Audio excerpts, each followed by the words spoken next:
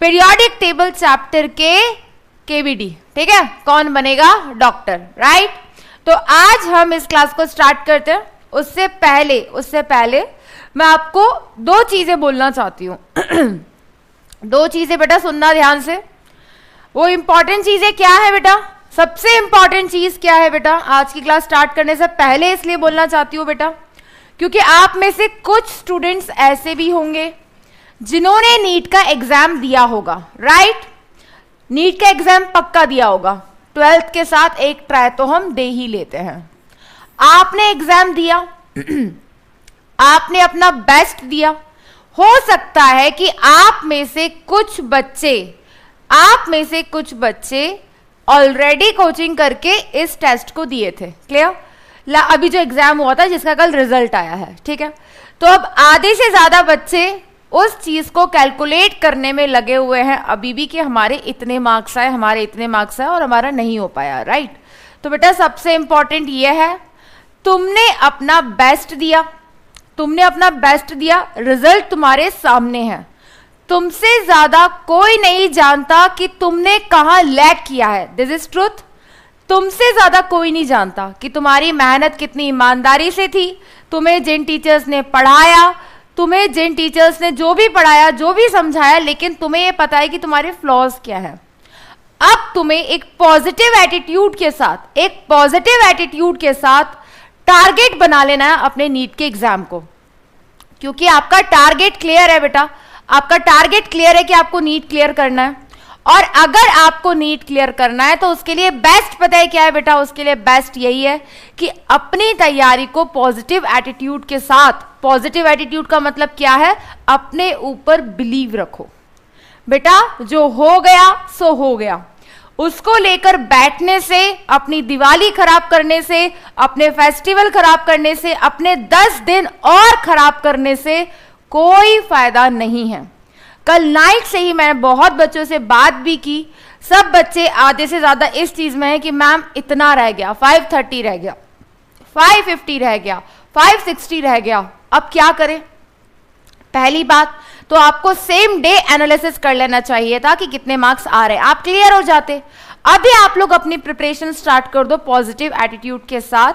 क्यों बेटा, क्योंकि अब जो टाइम है ना वो बहुत इंपॉर्टेंट है, बहुत कम टाइम रह गया है अब तुम्हारे पास। तो अब बेस्ट यही है बेटा कि जो हो गया उसको एक तरफ करो, लेकिन अब तुम वो गलतियां रिपीट नहीं करोगे जो गलतियां तुम एक बार कर चुके हो।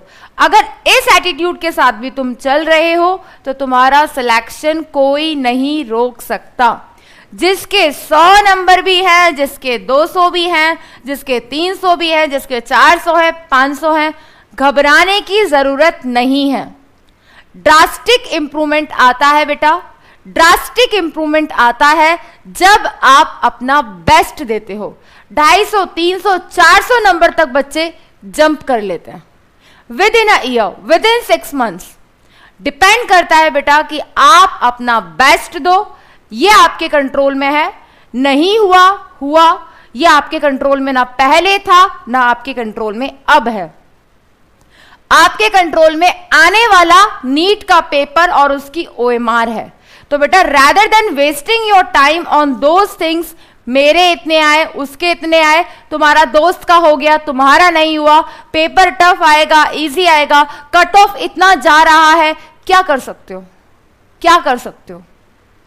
कम करवा सकते हो क्या कट ऑफ को? ये देखो आधे बच्चे बोल रहे घपला हुआ है, कोई घपला नहीं होता। अगर हुआ भी है तो तुम रुकवा लोगे।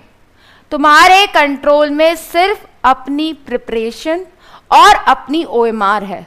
दूसरा क्या कर रहा है, उसके कितने आए हैं, तुमसे कम आए हैं उसको देखकर भी खुश मत हो, तुमसे ज्यादा आए हैं उसको देखकर भी खुश मत हो, दुखी भी मत हो। तुम्हें अपना बेस्ट देना है, और अगर अपना बेस्ट देना है ना बेटा, उसके लिए तो अपनी प्रिपरेशन में लग जाओ, जमकर मेहनत करो। आप अगर पूछोगे मैम मेरे 100 मार्क्स हैं, क्या मेरा हो सकता है, मैं बोलूंगी हाँ हो सकता है, हुआ है बच्चों का। तो बेटा that depends on you only कि आपको आने वाला पेपर जो आपका आएगा अब, उसके लिए आप कितने पॉजिटिव एटीट्यूड के साथ अपनी प्रिपरेशन कर रहे हो।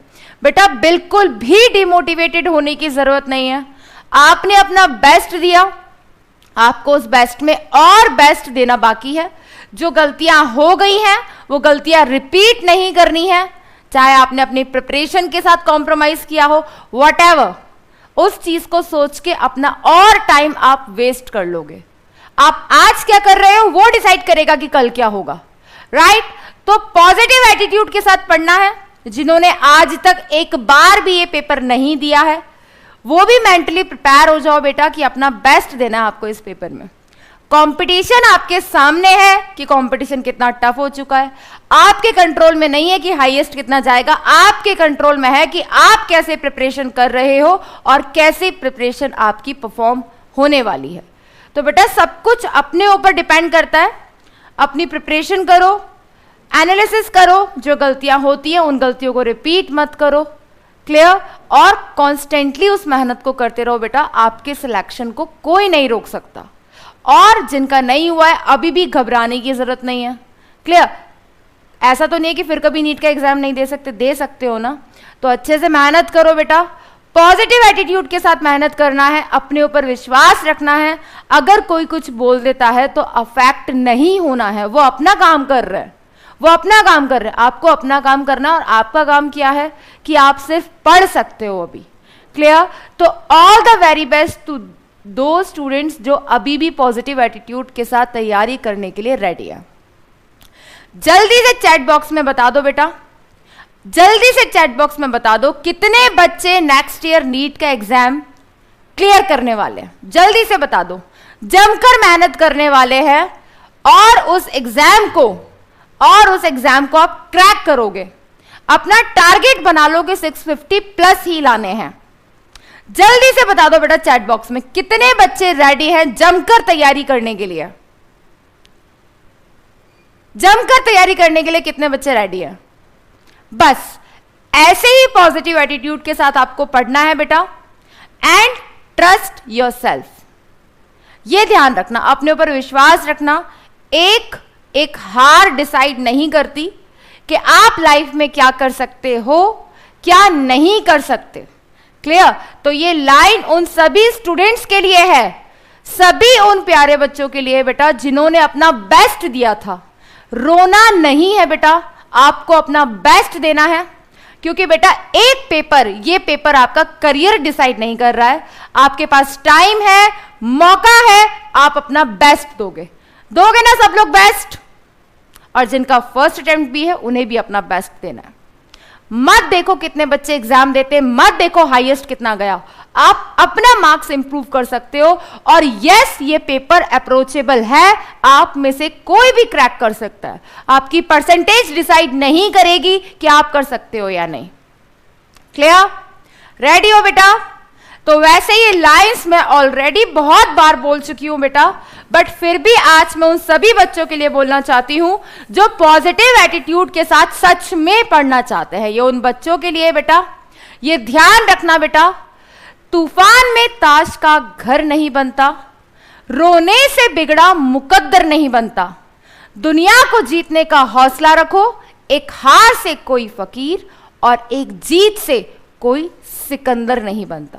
तो ये एक हार आपका करियर डिसाइड नहीं कर रही है। सो बी पॉजिटिव, बी मोटिवेटेड, खुद पे विश्वास रखो बेटा, आप क्रैक कर सकते हो। मैंने मेरा खुद का स्टोरी डिस्कस किया हुआ है, स्टिल मैं आप लोगों के साथ फिर भी डिस्कस करूंगी कभी, कि ये जो छोटी मोटी चीजें जो आप कर रहे हो, आपको बस अपना बेस्ट देना है बेटा। तो स्टे मोटिवेटेड, स्टे मोटिवेटेड। आप लोगों ने बहुत जल्दी डिसीजन लिया कि आपको तैयारी करनी है, आपने तैयारी शुरू कर दी, दैट इज बेस्ट, क्लियर? तो आप पॉजिटिव एटीट्यूड के साथ, कोई ये नहीं सोचेगा कि मेरे कितने मार्क्स आए हैं, उसके कितने आए हैं। यहां पर मुझे चैट बॉक्स में नंबर्स नहीं मिलने चाहिए। आज हमारा टारगेट था बेटा, आज की क्लास वेस्ट हो जाएगी, और आज वेस्ट हो जाएगा तो आज डिसाइड करेगा कि हम कल क्या करने वाले हैं। तो बेस्ट क्या है, आज से ही हम तैयारी शुरू करते हैं। अब तक भी अगर कुछ ना किया हो तो घबराना नहीं है। बस अगर तुमने डिसाइड कर लिया कि हाँ मेरा टारगेट नीट है, मेरा लक्ष्य नीट है, कोई नहीं रोक सकता बेटा, कोई नहीं रोक सकता तुम्हें। तो अपने 100, 200, 300, 400, 500 जितने भी नंबर आए हैं, घबराना नहीं है, बस पॉजिटिव एटीट्यूड के साथ पढ़ना है, क्लियर? यस बेटा, तो आज का हमारा जो लेक्चर है, अब कोई भी यहां पर किसी के मार्क्स नहीं लिखेगा, ना हाईएस्ट ना लोएस्ट, कोई भी इमोशनल नहीं होगा, और यहां पर कोई भी ये नहीं बोलेगा कि रोना आ रहा है, ये आ रहा है। अगर रोना आ रहा है तो बेटा रो लो और तैयारी करना छोड़ दो, छोड़ दो बेटा, रोने से कोई काम नहीं बनने वाला है। पॉजिटिव एटीट्यूड के साथ आज से ही तैयारी शुरू करो, सब कुछ हो जाना है, ठीक है। तो आज की क्लास में अब आप कुछ नहीं सोचोगे, सिर्फ आज की क्लास के बारे में सोचोगे। और आज मैंने कहा था कि आज हम केवीडी करेंगे, तो आज हम केवीडी करने वाले हैं। कौन बनेगा डॉक्टर? बिल्कुल बनोगे। आई एम एक्सपेक्टिंग कि आप लोग रिवाइज करके आए होंगे। Still I will give you 2 minutes. मैंने आप बच्चों को 2 मिनट दिए बेटा, जल्दी से एक बार गो थ्रू हो जाओ। आज पहले हम कुछ क्वेश्चन प्रैक्टिस करेंगे, फिर हम प्रीवियस ईयर क्वेश्चन करेंगे। तो आपका अपने आप से कॉन्फिडेंस बूस्टअप होगा जब आप साथ साथ क्वेश्चंस प्रैक्टिस करोगे। I will give you 2 minutes, your time starts now. बेटा मैंने ये 2 मिनट्स नोट्स रिवाइज करने के लिए दिए हैं। 10:45 पे मैं केवीडी स्टार्ट कर दूंगी। एक क्वेश्चन मैक्सिमम 30 सेकेंड्स के लिए स्क्रीन पे होगा, आंसर चैट बॉक्स में आना चाहिए, then we will discuss. Clear? और अपने मार्क्स नोट करते जाना, कितने मार्क्स आ रहे हैं लास्ट में मार्क्स बताओगे, ठीक है? Yes, I will give you 3 minutes.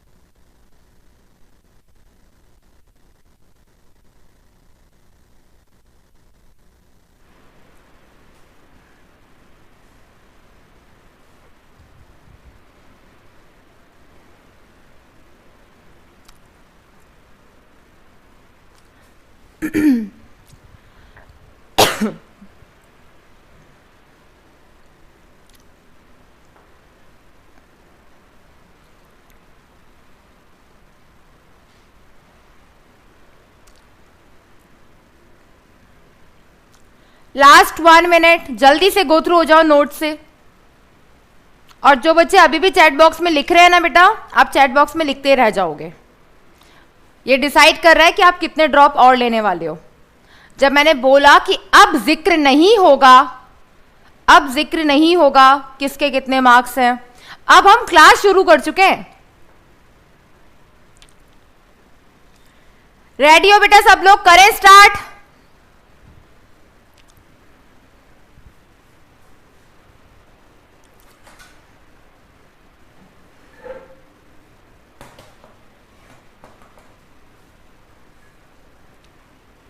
करें बेटा स्टार्ट।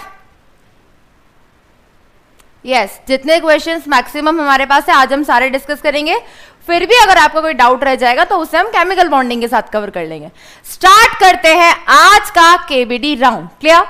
पहला क्वेश्चन आपकी स्क्रीन पर ये रहा। देखो आंसर करने का तरीका क्या है। आंसर करने का तरीका यह है बेटा, पहला क्वेश्चन आपकी स्क्रीन पे आएगा, आपको क्वेश्चन को ध्यान से पढ़ना है। मैंने क्या कहा? इनऑर्गेनिक इज वेरी स्कोरिंग, पहली क्लास में बताया था, तो स्कोरिंग है। क्लियर?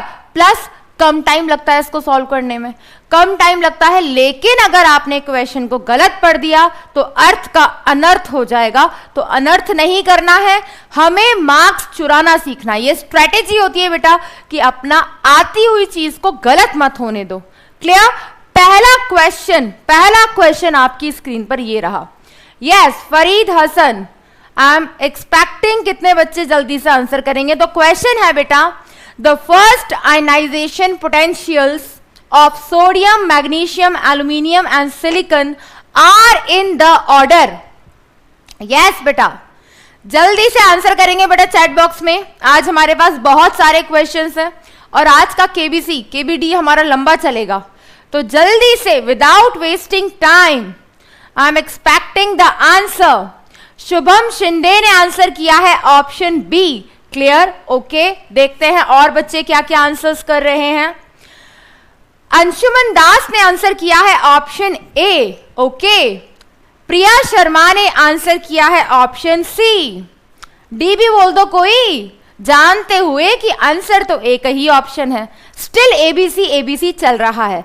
अरे मेरे नालायकों, एक बात बताओ, इतना सिंपल क्वेश्चन तुम गलत करोगे? क्लास में जब होमवर्क दिया था ये क्वेश्चन करवाया था नहीं करवाया था? जल्दी से बता दो। यस, सोच समझ के आंसर करो बेटा। चलो कोई बात नहीं, मैं सॉल्व करवा देती हूं। क्या दिया भाई? हमें ये पता है सोडियम, मैग्नीशियम, एल्यूमिनियम, सिलिकॉन, ये हमारे पास थर्ड पीरियड के एलिमेंट्स हैं। यहां तक किसी को कोई शक होना तो नहीं चाहिए। जब हम लेफ्ट टू राइट जाते हैं, अलोंग द पीरियड चलते हैं, तो साइज क्या होता है बेटा? साइज डिक्रीज होता है। और साइज डिक्रीज होता है तो आयनाइजेशन एनर्जी इंक्रीज होती है, कुछ ऐसा हमने पढ़ा था। लेकिन हमारे पास एक एक्सेप्शन है। क्या एक्सेप्शन है बेटा? क्या एक्सेप्शन है? हमारे पास यहां पर एक्सेप्शन है मैग्नीशियम और एल्यूमिनियम के बीच में। क्या एक्सेप्शन है बेटा? अगर हम बात करें मैग्नीशियम की, तो इसका इलेक्ट्रॉनिक कॉन्फ़िगरेशन हमारे पास कितना होता है? इसका इलेक्ट्रॉनिक कॉन्फ़िगरेशन होता है 3s2 और इसका इलेक्ट्रॉनिक कॉन्फ़िगरेशन होता है 3s2 3p1। याद करो, ये जस्ट नीचे किसके प्रेजेंट होता है? बेरिलियम के, और ये बोरोन के प्रेजेंट होता है नीचे। तो यहां पर क्या एक्सेप्शन था नालायकों? पेनिट्रेशन पावर, एब्सोल्युटली राइट, कि s ऑर्बिटल में से इलेक्ट्रॉन निकालने में ज्यादा एनर्जी देनी पड़ेगी as compare to p orbital. तो यहां पे क्या आंसर आ जाएगा बेटा?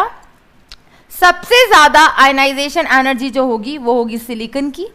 सिलिकॉन के बाद आ जाएगा हमारे पास मैग्नीशियम, मैग्नीशियम के बाद आ जाएगा एल्यूमिनियम और एल्यूमिनियम के बाद आ जाएगा सोडियम।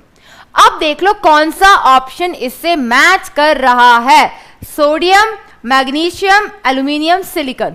अब देखो यहां पे सिंबल्स कैसे बना रखे हैं, बिल्कुल यही तो बता रखा है कि मैग्नीशियम की सोडियम से तो कम है लेकिन एल्यूमिनियम से ज्यादा है। तो बिल्कुल मैं इसे इस तरीके से लिख सकती हूं बेटा, बिल्कुल लिख सकते हैं जैसा यहां पे लिखा हुआ है। दैट इज यहां पर आ जाएगा मैग्नीशियम, यहां पर आ जाएगा एल्यूमिनियम और यहां पर आ जाएगा सिलिकॉन। तो सिंबल्स में बिल्कुल कंफ्यूज नहीं होना है।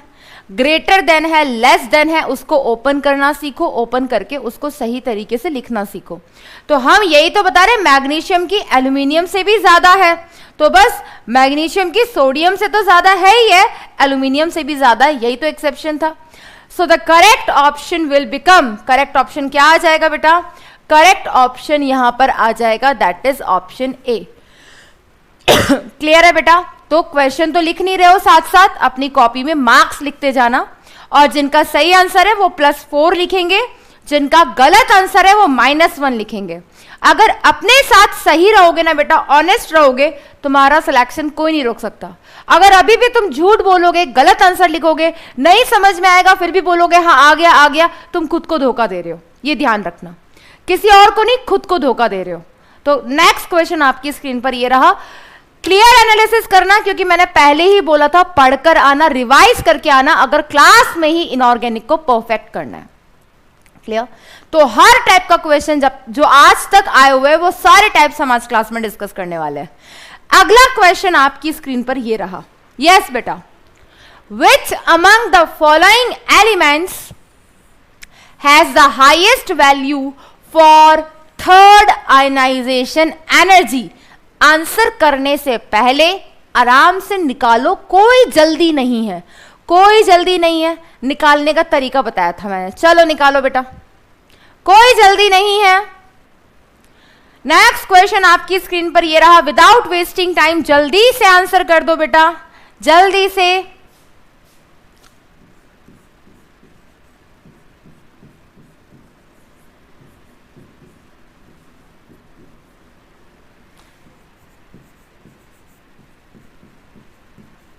एक तरीका बताया था मैंने, थर्ड आयनाइजेशन एनर्जी अगर निकालनी है तो क्या तरीका बताया था? 1 बिफोर एलिमेंट का नाम लिख दो पहले तो जल्दी से बताओ बेटा, सोडियम का 1 बिफोर कौन होता है? जल्दी से बताओ। ली बे ब क न अ फ नी नाम Gr3, ठीक है। तो यहां पर क्या आ जाएगा, सोडियम को हम क्या लिख सकते हैं बेटा, सोडियम को हम फ्लोरीन लिख सकते हैं। क्लियर। मैग्नीशियम को हम क्या लिख सकते हैं बेटा, मैग्नीशियम को हम क्या लिख सकते हैं, नियॉन लिख सकते हैं। एल्यूमिनियम को हम क्या लिख सकते हैं बेटा, एल्यूमिनियम को हम क्या लिख सकते हैं, सोडियम। मैंने कहा था ना 1 बिफोर एलिमेंट का नाम लिख दो। और यहां पर आर्गन को क्या लिख सकते हैं बेटा, PSCl, और तो यहां पे इसको लिख सकते हैं सल्फर। अब ये जो आपके पास एलिमेंट्स आए हैं, इनकी आयनाइजेशन एनर्जी का ऑर्डर बता दो फर्स्ट। तो अगर इनकी फर्स्ट आयनाइजेशन एनर्जी का ऑर्डर लिखना है तो हमें ये पता है सेकेंड पीरियड वालों की थर्ड पीरियड वालों से तो ज्यादा होती है। सेकेंड पीरियड वालों की अगर थर्ड पीरियड वालों से ज्यादा होती है तो इनमें से भी सबसे ज्यादा आयनाइजेशन एनर्जी किसकी होगी, नियॉन की। नियॉन के बाद किसकी, फ्लोरीन की। फ्लोरीन के बाद सल्फर, और सल्फर के बाद कौन बेटा, दैट इज सोडियम। अब इसमें बता दो बेटा, जिसको जो नाम दिया था उससे वो नाम वापस ले लेते हैं। तो नियॉन हमने किसको बोला बेटा, नियॉन हमने बोला था मैग्नीशियम को। फ्लोरीन हमने किसको बोला था, सोडियम को। सल्फर हमने किसको बोला था, आर्गन को। और सोडियम हमने किसको बोला था, एल्यूमिनियम को। तो बता दो बेटा, इनमें से किसकी थर्ड आयनाइजेशन एनर्जी मैक्सिमम आई है, that is option A, magnesium. Clear हो गया बेटा। इसका प्रैक्टिस हमने क्लास में किया था, बिल्कुल। और अगर आपको याद हो तो मैंने एक सीधा सीधा पॉइंट लिखवाया था नोट में। अगर वो नोट वाला पॉइंट याद होता तो आपको ये भी करने की जरूरत नहीं थी। क्यों नहीं थी बेटा, ये कैसा एलिमेंट है, ये है alkaline earth element. Alkaline earth metal है ये, यानी कि ये है ग्रुप 2। ये कैसा एलिमेंट है बेटा, ये एलिमेंट है हमारे पास अल्कली मेटल्स। और ये आर्गन कैसा है, ये तो है ये नोबल गैस। और ये हमारे पास पी ब्लॉक एलिमेंट है। तो मैंने क्या की पॉइंट लिखवाया था बेटा, that IE1 of noble gases, IE2 of alkali metals and IE3 of alkaline earth metals, याद आया बेटा कुछ, is maximum in whole periodic table। याद आया बेटा, नहीं आया? अगर ये नोट आपको याद होता, नोट्स अगर कंप्लीट होते तो आप देखते चारों कहां कहां से बिलोंग करते हैं, सीधा आंसर मार्क कर देते हैं अगर एक ही अल्कलाइन अर्थ मेटल होता तो। इसलिए मैंने कहा था बेटा, नोट्स आर वेरी इंपॉर्टेंट। सिर्फ रटना नहीं है, अप्लाई करना है। अगर नोट्स याद होते तो अप्लाई करने में दिक्कत नहीं आई होती, और इसी क्वेश्चन को 5 सेकेंड्स के अंदर अपनी OMR भर देते। क्या OMR भर देते। इसलिए मैंने कहा था जो नोट्स मैं आपको प्रोवाइड कर रही हूं आइदर इन एनी फॉर्म, वो नोट्स बहुत इंपॉर्टेंट है। जो भी मैं PDF में लिखती हूं, जो भी मैं PPT में लिखती हूं, जो भी प्रिंटेड होता है, एवरीथिंग इज इंपॉर्टेंट। 5 सेकेंड्स के अंदर क्वेश्चन हो जाता, 4 नंबर मिल जाते। तो जिनका आंसर सही है अपने आप को जल्दी से 4 मार्क्स दे दो। क्लियर बेटा, clear, very nice, very nice. Next question आपकी स्क्रीन पर ये रहा। +4 दे देना बेटा, +4 दे देना। जिसके आंसर सही है +4, जिसका आंसर गलत है -1। साथ साथ करते चले जाना। क्लियर, यस बेटा। Which of the following configuration is associated with the biggest jump between first and second ionization energy? क्योंकि एटॉमिक रेडियस तक तो मैंने KBC राउंड ले लिया था आपका KBD, लेकिन आयनाइजेशन एनर्जी से क्वेश्चन बाकी थे। तो पहले हम सारे क्वेश्चंस कवर करेंगे पहले वाले, और लास्ट में हम PYQ डिस्कस करेंगे। यस बेटा, जल्दी से आंसर करो। इसका भी मैंने ट्रिक बताया था, जल्दी से आंसर करो बेटा। क्या आंसर आएगा यहाँ पे, विदाउट वेस्टिंग टाइम। टाइम भी मैटर करता है बेटा, स्कोरिंग है, कम टाइम लगना चाहिए। यस, काफी बच्चों का आंसर आ रहा है C। अभी देखते हैं, और गलत हुआ ना तो डांट खाओगे बिना रिवीजन के जो आंसर कर रहे हैं ना बेटा। मेरे अकॉर्डिंग तो जिसने रिवीजन नहीं किया क्लास से पहले ही बाहर चले जाओ, ठीक है। विच of the following configuration is associated with the biggest jump, किसकी बारे बात कर रहा है, IE1 and IE2। Clear, biggest jump होगा यानी कि जब इनके बीच में मैक्सिमम आयनाइजेशन एनर्जी का डिफरेंस होगा। तो मैंने क्या कहा था, the biggest jump in ionization energy, या जिसकी सक्सेसिव आयनाइजेशन एनर्जी का मैक्सिमम डिफरेंस होगा, उसका जो लोअर वैल्यू होगा n का, वो हमें क्या बता देगा, वो हमें बता देगा नंबर ऑफ वैलेंस इलेक्ट्रॉन। और जितने वैलेंस इलेक्ट्रॉन कितने होने चाहिए बेटा इस क्वेश्चन के अकॉर्डिंग, 1 वैलेंस इलेक्ट्रॉन होने चाहिए। क्यों, क्योंकि मैक्सिमम आयनाइजेशन एनर्जी का डिफरेंस वो किसका बोल रहा है, 1 और 2 का बोल रहा है। तो 1 और 2 का अगर मैक्सिमम डिफरेंस है तो नंबर ऑफ वैलेंस इलेक्ट्रॉन जिसमें 1 होंगे वो हमारा आंसर है। और जब जब हमको इलेक्ट्रॉनिक कॉन्फ़िगरेशन दे रखा होता है तो हमें क्या देखना होता है कि उसकी आउटरमोस्ट शेल में जितने इलेक्ट्रॉन है वो उसके वैलेंस इलेक्ट्रॉन है। तो यहां पर आउटरमोस्ट शेल कौन सी है बेटा, सेकेंड शेल, और सेकेंड शेल में टोटल इलेक्ट्रॉन कितने हैं, 5 + 2 6 इलेक्ट्रॉन है यहाँ पे वैलेंस इलेक्ट्रॉन। यहां पर आउटरमोस्ट शेल में कितने इलेक्ट्रॉन है बेटा, आउटरमोस्ट शेल है सेकेंड, 4 + 2 6 इलेक्ट्रॉन है। कितने है बेटा, 6 इलेक्ट्रॉन है। यहां पर आउटरमोस्ट शेल कौन सी है, थर्ड, तो थर्ड शेल में कितने इलेक्ट्रॉन है ऊपर बेटा, 2 इलेक्ट्रॉन है। यहां पर आउटरमोस्ट शेल कौन सी है, सेकेंड, कितने इलेक्ट्रॉन से बेटा, 1 इलेक्ट्रॉन है। तो बताओ बेटा आंसर क्या आ जाएगा, जिसमें वैलेंस इलेक्ट्रॉन 1 होंगे वो हमारा आंसर होगा। So the right answer will become option D. जिनका सही है लिख देना बेटा क्वेश्चन नंबर 3 +4, जिनका गलत है लिख देना question number 3 -1। Clear, yes Tejas Goswami, correct answer is option D. Clear है बच्चों। नेक्स्ट क्वेश्चन आपकी स्क्रीन पर ये रहा। क्वेश्चन पढ़ेंगे ध्यान से, उसके बाद आंसर करेंगे बेटा। A sudden large jump between the values of second and third ionization energies of an element would be associated with the electronic configuration। इस बार क्या बोला, इस बार बोला second and third ionization energy का जो मैक्सिमम डिफरेंस है जिस एलिमेंट का है उस एलिमेंट का इलेक्ट्रॉनिक कॉन्फ़िगरेशन इनमें से कौन सा होगा।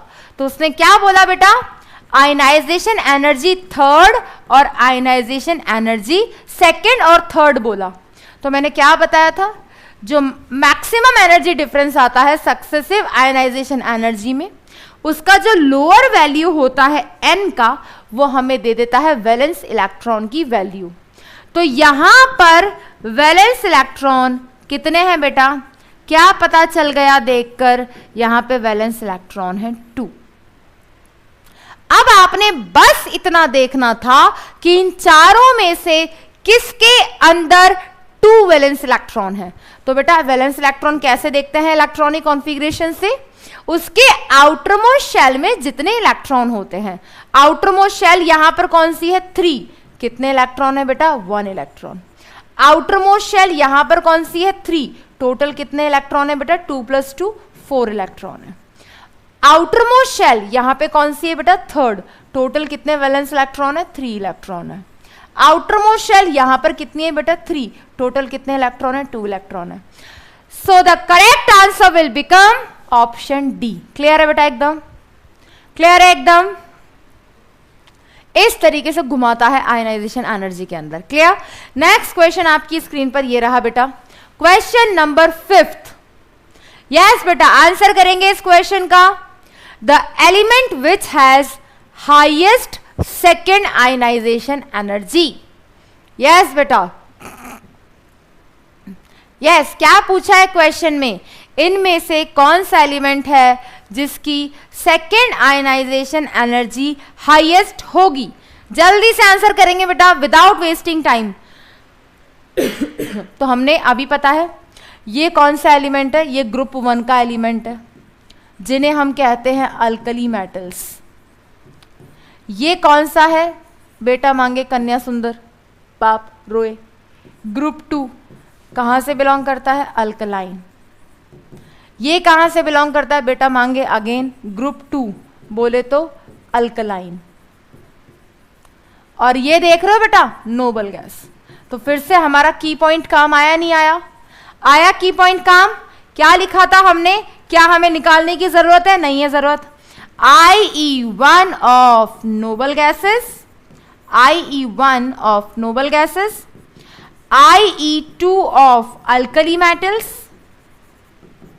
and IE3 of alkaline earth metals. Maximum in whole periodic table. Clear है बेटा? तो क्या आंसर आ जाएगा? जल्दी से बता दो, जल्दी से बता दो क्या आंसर आ जाएगा। इनमें से एक ही अल्कली मेटल है, सेकेंड आयनाइजेशन एनर्जी पूछ रहा है। Obviously the correct answer is option A.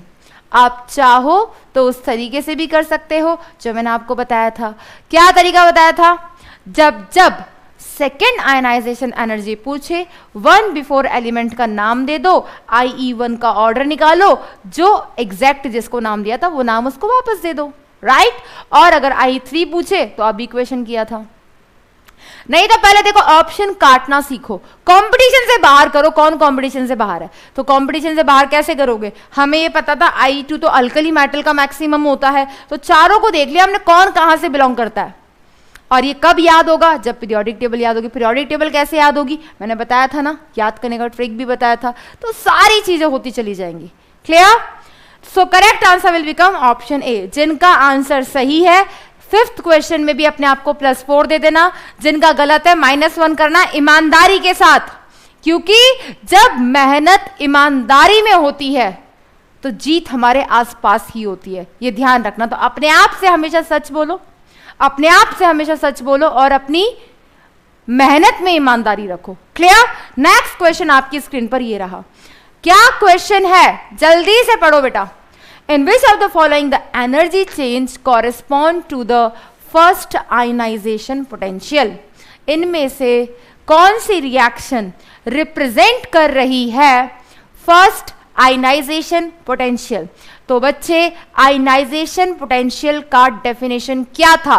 The energy required to remove an electron from the isolated gaseous atom. Gaseous atom होता है तो भाई ये तो कंपटीशन से बाहर, एक्वस दे रखा है। गैसियस एटम में से इलेक्ट्रॉन निकलता है तो ये कंपटीशन से बाहर, क्योंकि सॉलिड स्टेट दे रखा है। अब ध्यान से देखो इनको, ये भी गैसियस स्टेट में है, ये भी गैसियस स्टेट में से है। इधर भी इलेक्ट्रॉन निकाला, इधर भी इलेक्ट्रॉन निकाला, लेकिन क्या ये एटम है? ना जी, ये तो एलिमेंट हुआ ना। हम X2 में से सीधे सीधे इलेक्ट्रॉन नहीं निकाल सकते, क्योंकि की पॉइंट्स में मैंने मेंशन करवाया है इलेक्ट्रोनेगेटिविटी के अंदर कि ionization potential and electron gain enthalpy are non bonding properties.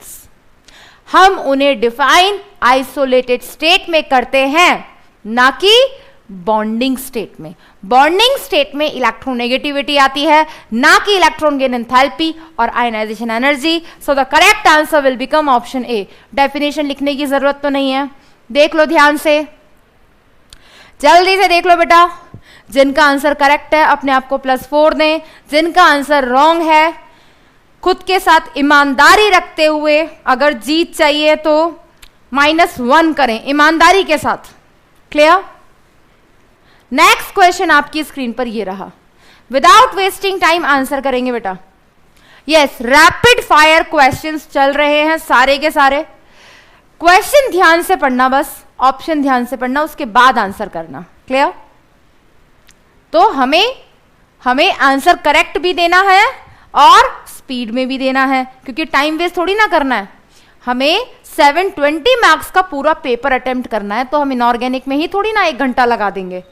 चलो बेटा चलो, लेकिन हम कोशिश करेंगे कि हमारी स्पीड भी मेंटेन हो और परफेक्शन भी आए।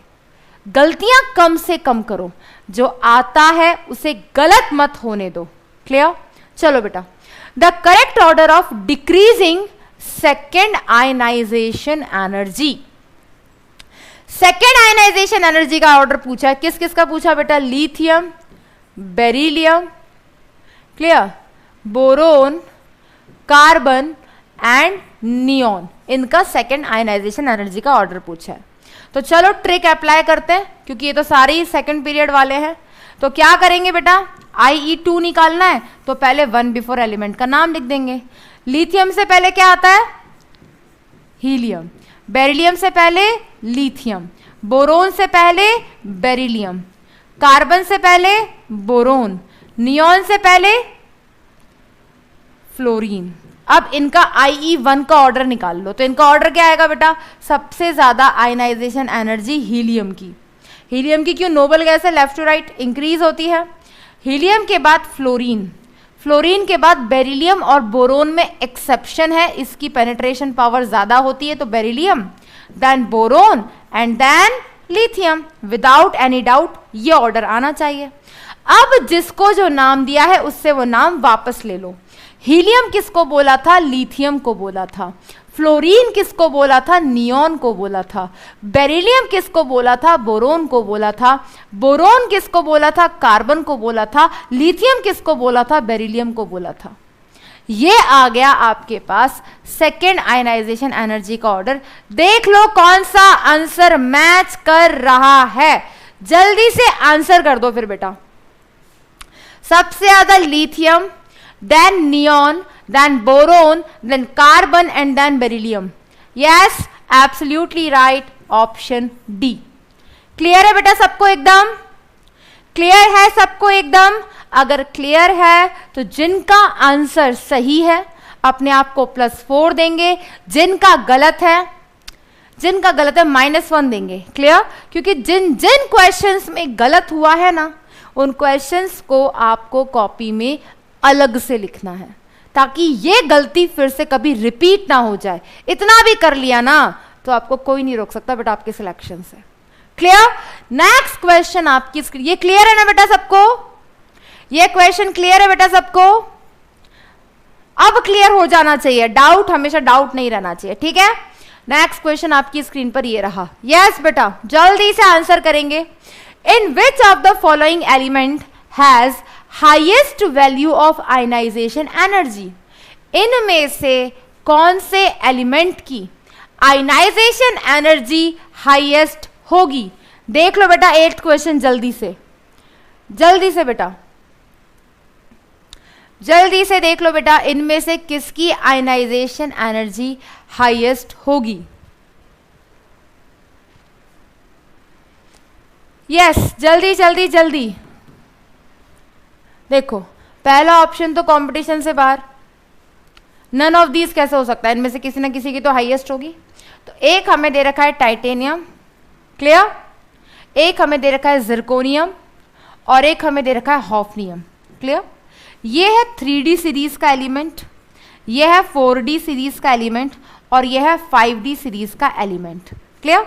ये कौन से पीरियड में है? 4th पीरियड में है, ये 5th पीरियड में है और ये 6th पीरियड में है। क्लियर? अब यहाँ पे पूछा है आयनाइजेशन एनर्जी किसकी मैक्सिमम होगी। तो जब हम 5th से 6th पीरियड में आते हैं तो हॉफनियम से जस्ट पहले हमारे पास प्रेजेंट होते हैं 14 लैंथेनॉइड एलिमेंट्स, और ये जो 14 लैंथेनॉइड एलिमेंट्स हमारे पास होते हैं, क्लियर, ये क्या करते हैं? लैंथेनॉइड कॉन्ट्रैक्शन करते हैं। क्या करते हैं? लैंथेनॉइड कॉन्ट्रैक्शन करते हैं। आयनाइजेशन एनर्जी क्या होती है? The energy required to remove an electron from the outermost shell of the isolated gaseous atom. लेकिन ये जो है ये क्या करते हैं? पुअर स्क्रीनिंग इफेक्ट, क्योंकि वहां पर f ऑर्बिटल्स आ गए और f ऑर्बिटल्स का स्क्रीनिंग इफेक्ट बहुत ही पुअर होता है, यानी कि उसके जो इनर शेल इलेक्ट्रॉन है वो बाहर वाले इलेक्ट्रॉन को उतना अच्छे से रिपेल नहीं करेंगे इस इलेक्ट्रॉन को निकालने के लिए, क्योंकि स्क्रीनिंग इफेक्ट 3D और 4D वालों का कंपैरेटिवली अच्छा होगा 6 सी पीरियड वाले से, क्योंकि यहां पर एफ आ गया, पुअर स्क्रीनिंग इफेक्ट होता है, तो अब यहां पर इलेक्ट्रॉन को निकालने के लिए हमें कंपैरेटिवली ज्यादा एनर्जी देनी पड़ेगी, क्योंकि स्क्रीनिंग इफेक्ट कम है। क्या? स्क्रीनिंग इफेक्ट कम है। तो हमने पढ़ा था कि स्क्रीनिंग इफेक्ट जितना ज्यादा होगा आयनाइजेशन एनर्जी उतनी कम होगी, लेकिन इन तीनों एलिमेंट्स के कंपैरेटिवली इसका स्क्रीनिंग इफेक्ट सबसे ज्यादा पुअर है, और पुअर स्क्रीनिंग इफेक्ट होने की वजह से यहां हमें ज्यादा एनर्जी देनी पड़ेगी इस इलेक्ट्रॉन को निकालने के लिए। क्लियर हो गया बेटा? क्लियर हो गया? थोड़ा सा दिमाग लगाओ, आंसर आ जाता है। बस देखा करो कि ये पीरियोडिक टेबल में बसते कहां हैं। क्लियर? नेक्स्ट क्वेश्चन आपकी स्क्रीन पर ये रहा। यस बेटा, minimum first ionization energy is shown by which electronic configuration. इनमें से सबसे कम आयनाइजेशन एनर्जी कौन से एलिमेंट की होगी अगर 4 एलिमेंट का इलेक्ट्रॉनिक कॉन्फ़िगरेशन दे रखा है? तो एक तरीका आपके पास क्या था बच्चों कि पहले तो देखो किस किस का इलेक्ट्रॉनिक कॉन्फ़िगरेशन दे रखा है और उसके बाद कंपेयर कर लो ट्रिक से। और एक सीधा सीधा तरीका था, भाई ये देख लो कि लास्ट शेल किसकी मैक्सिमम है। हमसे यही तो पूछा किसमें कम एनर्जी देनी पड़ेगी इलेक्ट्रॉन को निकालने के लिए। तो हमें क्या पता है बेटा, साइज जितना ज्यादा होगा आयनाइजेशन एनर्जी उतनी कम होगी कंपैरेटिवली। तो यहां पर ये कहां से बिलोंग करता है? हाईएस्ट वैल्यू ऑफ एन हमें दे देता है पीरियड नंबर, शेल नंबर। ये बिलोंग करता है सेकेंड पीरियड से, ये बिलोंग करता है थर्ड पीरियड से, ये बिलोंग करता है थर्ड पीरियड से, और ये बिलोंग करता है सेकेंड पीरियड से।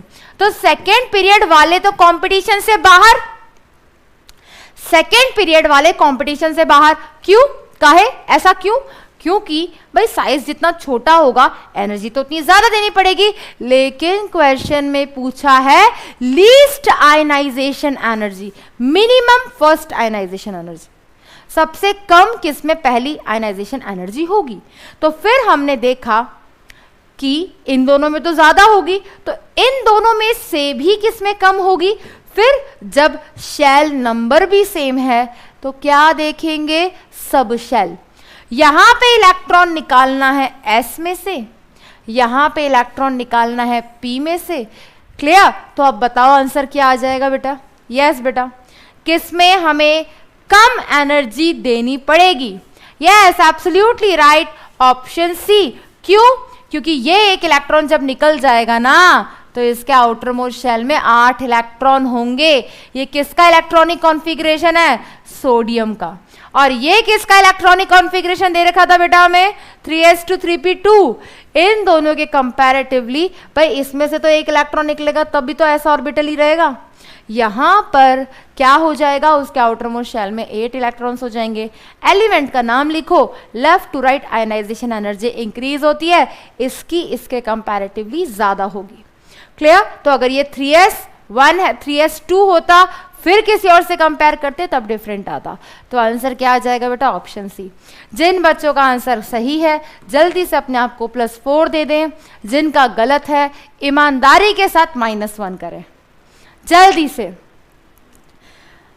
मैम बहुत स्लो करा रहे हो आप, तो बस ऐसा करो बेटा, क्वेश्चन सामने ले आती हूं, आप आंसर करो, मैं टिक कर देती हूं। एक्सप्लेन नहीं करूं, एक्सप्लेन नहीं करूं बेटा। एक्सप्लेनेशन उन बच्चों के लिए है बेटा, ये एक्सप्लेनेशन उन बच्चों के लिए है जब मैंने क्लास में पढ़ाया होगा तब उनको किसी पॉइंट पे कोई डाउट रह गया होगा, तो वो कंसेप्ट फिर से रिपीट हो जाए, इसीलिए मैं पूरा एक्सप्लेनेशन दे रही हूं बेटा, ताकि उनके हर तरीके के डाउट्स क्लियर हो जाए। सबको एक बार में नहीं ना समझ आ जाता ना बेटा, तो कोई चीज रिपीट इसलिए कर रही हूं बार बार, ताकि अगर कोई शक रह गया हो तो क्वेश्चन अप्लाई कैसे करना है, सिर्फ नोट्स रटना नहीं है, सिर्फ नोट्स रटना नहीं है, अप्लाई कैसे करना है, इसलिए मैं पूरा एक्सप्लेन कर रही हूं। ठीक है? यस बेटा। नेक्स्ट क्वेश्चन देखेंगे, आपकी स्क्रीन पर ये रहा। The energy needed to remove 1 electron from unipositive ion is abbreviated as, क्या बोलेंगे उसे? जल्दी से बताओ क्या आंसर आ जाएगा बेटा, जल्दी से बताओ क्या आंसर आ जाएगा बेटा, देखो ध्यान से और आंसर करो। यस बेटा, क्या आंसर आ जाएगा इसका? एक इलेक्ट्रॉन निकालना है यूनी पॉजिटिव आयन में से। Yes, very good Zahra, very good Aman, Mirakpur, Anshuman, Aditya Anant, Karishma, Megha Verma, Saumya, absolutely right बेटा, बहुत सही बहुत सही। क्या बोला है? एक unipositive ion, unipositive किसे बोलते हैं? जिसमें से ऑलरेडी एक बार इलेक्ट्रॉन निकल चुका है और उसमें से अगर हम एक और इलेक्ट्रॉन निकालेंगे तो वो बन जाएगा x+2 प्लस इलेक्ट्रॉन। तो ये क्या कहलाएगा? ये क्या कहलाएगा? ऑप्शन 1 बोला फर्स्ट आयनाइजेशन पोटेंशियल। ना जी, फर्स्ट आयनाइजेशन पोटेंशियल तो कंपटीशन से बाहर, क्योंकि फर्स्ट आयनाइजेशन पोटेंशियल क्या होता है? जब हम आइसोलेटेड गैसियस एटम में से इलेक्ट्रॉन निकालते हैं, राइट? जब हम आइसोलेटेड गैसियस एटम में से इलेक्ट्रॉन निकालते हैं तब वो कहलाता है फर्स्ट आयनाइजेशन पोटेंशियल। ये कंपटीशन से बाहर, क्लियर? और ये बोला थर्ड आयनाइजेशन पोटेंशियल, नहीं, अगर ये डाइवेलेंट होता तब ये थर्ड आयनाइजेशन पोटेंशियल होता, ये भी कंपटीशन से बाहर। सेकेंड आयनाइजेशन पोटेंशियल, हाँ जी, एक इलेक्ट्रॉन निकल चुका है, अब हम दूसरा इलेक्ट्रॉन निकाल रहे हैं, दूसरा इलेक्ट्रॉन निकाल रहे हैं, दैट मीन्स हम बात कर रहे हैं सेकेंड आयनाइजेशन एनर्जी की। So third option will be the correct answer. ये बोला फर्स्ट इलेक्ट्रॉन एफिनिटी, ये तो पहले ही कंपटीशन से बाहर, क्योंकि electron affinity is related with electron को ऐड करना, ना कि रिमूव करना। क्लियर हो गया बेटा? यस, अगर क्लियर है तो नेक्स्ट क्वेश्चन आपकी स्क्रीन पर ये रहा। चलो स्पीड इंक्रीज करते हैं थोड़ा सा, रैपिड फायर की तरह आंसर करना है, बस इतना ध्यान रखना बच्चों, क्वेश्चन ध्यान से पढ़ना, उसके बाद आंसर करना है। यस बेटा, in the formation of chloride ion, हमें क्लोराइड आयन बनाना है from an isolated gaseous chlorine, isolated gaseous chlorine से, और जो एनर्जी दे रखी है उसकी, वो दे रखी है 3.8 इलेक्ट्रॉन वोल्ट एनर्जी रिलीज हो रही है। यानी कि हमें क्लोरीन गैसियस एटम से क्लोराइड आयन बनाना है और जो एनर्जी रिलीज हो रही है वो दे रखी है 3.8 इलेक्ट्रॉन वोल्ट। अगर उसने बोला एनर्जी रिलीज हो रही है तो यहां पे माइनस आएगा, क्लियर? और क्लोरीन से क्लोराइड आयन बनेगा कब? जब इसमें एक इलेक्ट्रॉन ऐड करोगे। तो energy release during addition of an electron to the isolated gaseous atom क्या कहलाती है? इलेक्ट्रॉन गेन एंथैल्पी, और electron gain enthalpy -3.8 electron volt है। अब ऑप्शन क्या दे रखे हैं? Electron affinity of chloride ion के बराबर होगी। क्या बोला बेटा? Electron affinity of chloride ion के बराबर होगी। इलेक्ट्रॉन एफिनिटी क्या होती है? इलेक्ट्रॉन को ऐड करने के लिए जो एनर्जी रिलीज होती है। बट ये तो क्लोराइड आयन की बोल रहा है ना, ये तो गलत बोल दिया, इसको बोलना चाहिए था electron affinity of chlorine atom. ये ऑप्शन कंपटीशन से बाहर, गलती ऐसे होती है। आयनाइजेशन पोटेंशियल ऑफ क्लोरीन, सोचो थोड़ा कि जो एनर्जी इस इलेक्ट्रॉन को ऐड करने में लग रही है, क्लियर, वो बोल रहा है कि वो आयनाइजेशन पोटेंशियल के बराबर। ना जी, आयनाइजेशन पोटेंशियल क्या होता है भाई? आयनाइजेशन पोटेंशियल होता है इलेक्ट्रॉन निकालने के लिए जो एनर्जी देनी पड़ती है, और इसमें से जब इलेक्ट्रॉन निकलेगा तो ये तो Cl से Cl+ बनेगा, तो ये तो गलत हो गया ना, क्लियर? ये भी ऑप्शन कंपटीशन से बाहर। थर्ड ऑप्शन देखो, इलेक्ट्रोनेगेटिविटी ऑफ क्लोरीन, वो क्लोरीन की इलेक्ट्रोनेगेटिविटी के बराबर होगा। ये कहां से आ गया? ये तो बॉन्डिंग स्टेट में बताया जाता है, ये भी ऑप्शन कंपटीशन से बाहर। ये देखो, ionization potential of chloride ion, यानी कि आयनाइजेशन पोटेंशियल भी बोल रहा है तो क्लोराइड आयन का बोल रहा है। तो ionization potential of chloride ion का मतलब क्या है? मतलब है क्लोराइड आयन में से जब एक इलेक्ट्रॉन निकालोगे तो वो क्लोरीन गैसियस एटम ही तो बनेगा। बिल्कुल सही बात है, जितनी एनर्जी रिलीज हुई है उस इलेक्ट्रॉन को ऐड करने के लिए, उतनी ही एनर्जी रिक्वायर्ड है उस इलेक्ट्रॉन को रिमूव करने के लिए। Absolutely right, ionization potential of chloride ion, ना कि इलेक्ट्रॉन एफिनिटी ऑफ क्लोराइड। क्या सबको क्लियर है ये point? Correct answer will become option D. भावनाओं को समझो, मैंने क्लियरली लिखवाया था the values of electron gain enthalpy and ionization potential are mathematically same, numerically same, but science are opposite. यहां रिलीज की बात कर रहा है, यहां रिक्वायर्ड की बात कर रहा है। क्लियर एकदम? क्लियर एकदम? चलो बेटा, नेक्स्ट क्वेश्चन आपकी स्क्रीन पर ये रहा, देख लो बेटा क्वेश्चन ध्यान से, उसके बाद आंसर करना। क्लियर? यस, देख लो, समझ लो, ट्राई कर लो। क्लियर? जिसको नींद आ रही है वो सो जाए बेटा, और सोता ही रहे जब तक नीट का एग्जाम नहीं हो जाता अगला। हमारा कंपटीशन कम हो रहा है, वी आर हैप्पी, हमने उसको किया कंपटीशन से बाहर। चलो बेटा, नेक्स्ट क्वेश्चन, जो बच्चे डॉक्टर बनना चाहते हैं वही आंसर करेंगे। यस, एक बच्चे ने लिखा सिली मिस्टेक हो गया। वही मिस्टेक्स कम करने के लिए तो बेटा इतने क्वेश्चन प्रैक्टिस करवा रही हूं, क्योंकि सिर्फ नोट्स पढ़ते रहना सफिशिएंट नहीं होता बेटा, नोट्स पढ़ते रहना सफिशिएंट नहीं होता है। आप खुद फील करोगे कि इतनी इजी चीजें हैं, हम एक बार पढ़ चुके हैं 11th में, हम फिर से पढ़ लिए, लेकिन फिर भी हम गलती कर रहे हैं, तो ये गलतियां ही तो कम करनी है। ये सिली मिस्टेक कैसे कम होगी? क्वेश्चन को ध्यान से पढ़ो, ऑप्शंस को भी ध्यान से पढ़ो। क्लियर? पढ़ो बेटा, जल्दी से आंसर बताओ, आपको इनऑर्गेनिक भी इंटरेस्टिंग लगेगी फिर। चलो बेटा, जल्दी से आंसर बता दो।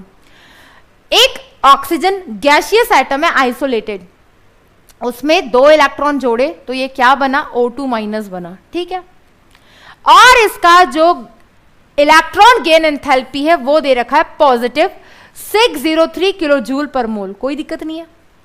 The positive value of electron gain enthalpy is due to, इसकी इलेक्ट्रॉन गेन एंथैल्पी की पॉजिटिव वैल्यू क्यों है? तो मैंने आपको क्या बताया था बेटा, पहली electron gain enthalpy, first electron gain enthalpy negative भी हो सकती है, पॉजिटिव भी हो सकती है। पॉजिटिव किस किस केस में होती है? Beryllium, magnesium, nitrogen and noble gases. काहे? क्योंकि वो तो इलेक्ट्रॉन लेना ही नहीं चाहते, तो उनको अगर इलेक्ट्रॉन ऐड करना है तो एनर्जी देनी ही पड़ेगी। लेकिन सेकेंड इलेक्ट्रॉन गेन एंथैल्पी चाहे कोई भी एलिमेंट हो, हमेशा हमेशा पॉजिटिव होती है।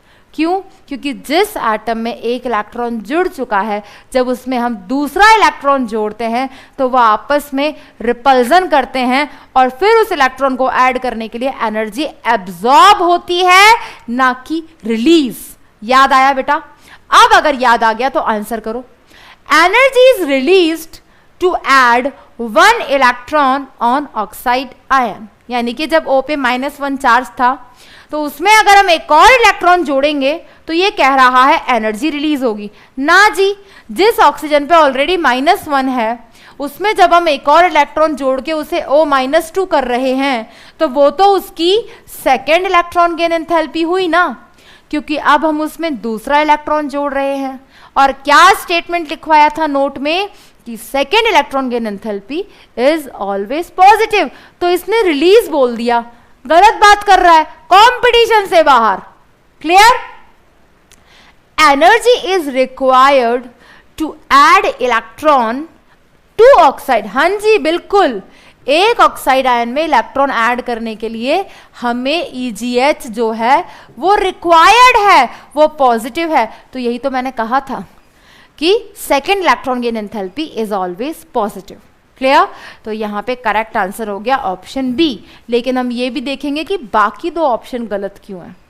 Energy is needed to add electron to oxide. एक इलेक्ट्रॉन जब ऑक्सीजन में हम ऐड करेंगे तो एनर्जी नीडेड है, नहीं तो first electron gain enthalpy oxygen की नेगेटिव ही होती है। तो ये स्टेटमेंट गलत है, नीडेड नहीं है, रिलीज होती है। None of the option is correct. ये तो बाहर हो गया कंपटीशन से। क्लियर है बेटा? जिनका आंसर सही है +4 देंगे, जिनका गलत है -1 करेंगे, जिनका गलत है -1 करेंगे। ठीक है, अगला क्वेश्चन, नेक्स्ट क्वेश्चन आपकी स्क्रीन पर ये रहा, जल्दी से आंसर करेंगे बेटा। फैक्ट बेस्ड क्वेश्चन है, एक्सेप्शंस है, याद होगा तुरंत आंसर करोगे, नहीं याद होगा गलत कर दोगे। The electron affinity values for the halogens following the trend.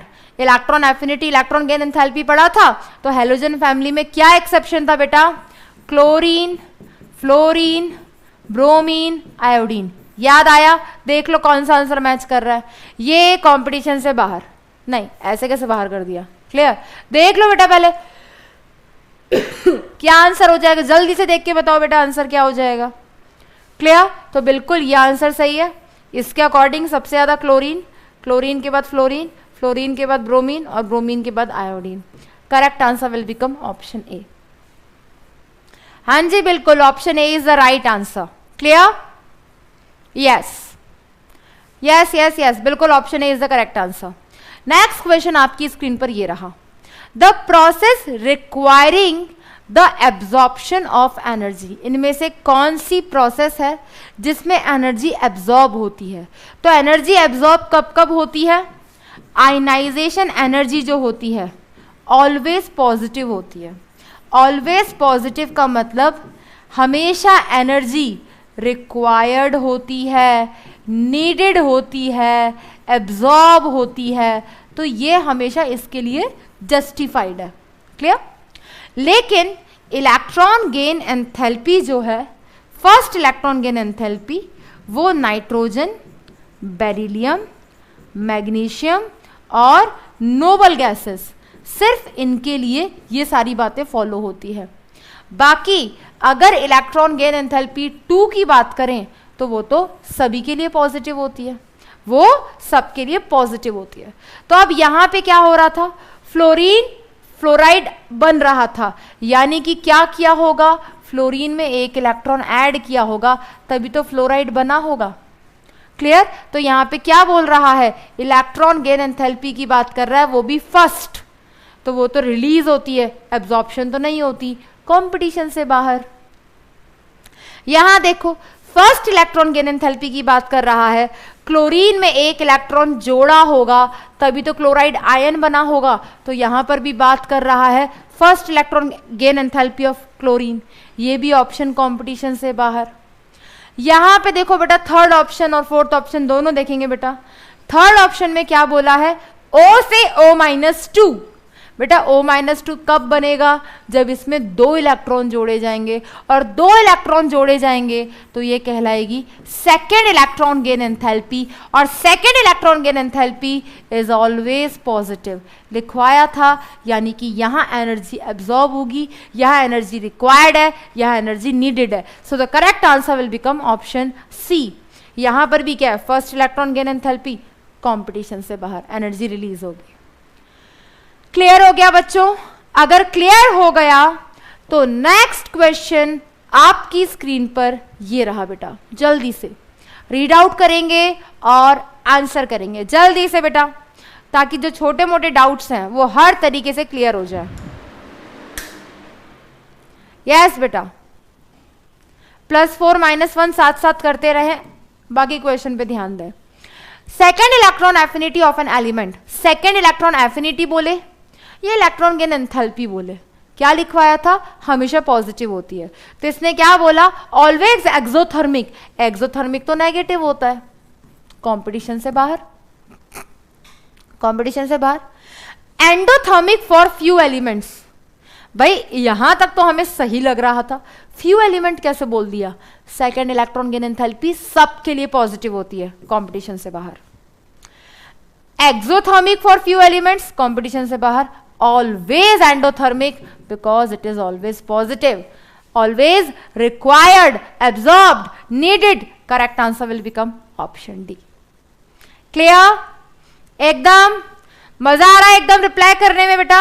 अब धीरे धीरे स्पीड इंक्रीज करते हैं। क्लियर? तो ध्यान से पढ़ेंगे क्वेश्चन को और आंसर करेंगे। नेक्स्ट क्वेश्चन आपकी स्क्रीन पर ये रहा, जल्दी से आंसर करेंगे बेटा, जल्दी से।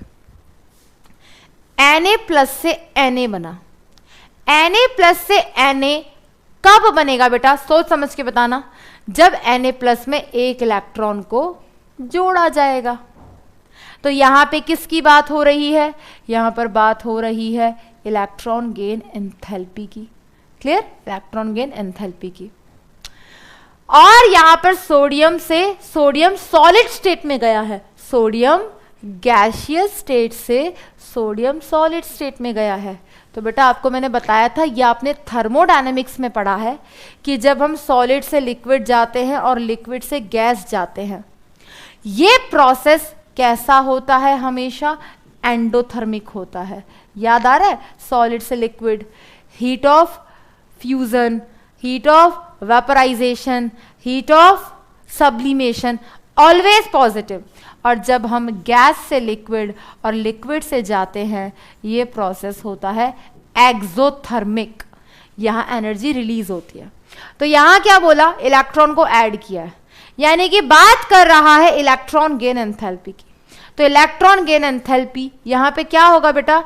यहाँ पे हमारे पास एनर्जी रिलीज होगी। और फिर गैस से सॉलिड में जा रहा है, गैस से सॉलिड में जा रहा है, एनर्जी क्या होगी? रिलीज होगी। यानी दोनों ही केस में 1 में भी और 2 में भी एनर्जी रिलीज होगी। सो the correct answer will become in both 1 and 2 energy is release. पहला ऑप्शन कंपटीशन से बाहर, क्योंकि पहले में एनर्जी रिलीज बोल रहा था, फिर एब्जॉर्ब बोल रहा था ना। इधर बोल रहा था 1 and 2 एनर्जी इज एब्जॉर्ब, ये भी गलत। दोनों में क्या हो रही है बेटा? रिलीज हो रही है। तो जिनका करेक्ट है, ये वर्ड्स के साथ जो इनऑर्गेनिक खेलती है ना हमारे साथ, उन वर्ड्स को एक एक टर्म को अच्छे से समझ लो। रिक्वायर्ड बोले, एब्जॉर्ब्ड बोले, नीडेड बोले, एंडोथर्मिक बोले, एक ही बात है। क्लियर? नेक्स्ट क्वेश्चन आपकी स्क्रीन पर ये रहा बेटा। Which of the following configuration will have least electron affinity? हमसे क्वेश्चन में पूछा है, इनमें से कौन से कॉन्फ़िगरेशन में इलेक्ट्रॉन एफिनिटी लीस्ट होती है? इलेक्ट्रॉन एफिनिटी बोले या इलेक्ट्रॉन गेन एंथैल्पी बोले, एक ही बात है। NH2NP5 किसका होता है बेटा? ग्रुप 17 बोले तो halogen family, general electronic configuration. NH2NP3 ये किसका होता है? ग्रुप 15 बोले तो नाइट्रोजन फैमिली, राइट। NH2NP2 किसका होता है बेटा? ग्रुप 14 बोले तो कार्बन फैमिली। और NH2NP4 किसका होता है बेटा? Group 16 that is oxygen family. अब आप बता दो इनमें से लीस्ट इलेक्ट्रॉन गेन एंथैल्पी किसका होता है? अब कुछ मेंशन ही नहीं किया। इलेक्ट्रॉन एफिनिटी, सबसे कम एफिनिटी कौन शो करता है इलेक्ट्रॉन को ऐड करने के लिए? Obviously nitrogen family. काहे? क्योंकि NH2NP3 है, हाफ फिल्ड है। हाफ फिल्ड है तो क्या है? स्टेबल है। और जो स्टेबल है वो ना इलेक्ट्रॉन लेना चाहता ना इलेक्ट्रॉन देना चाहता।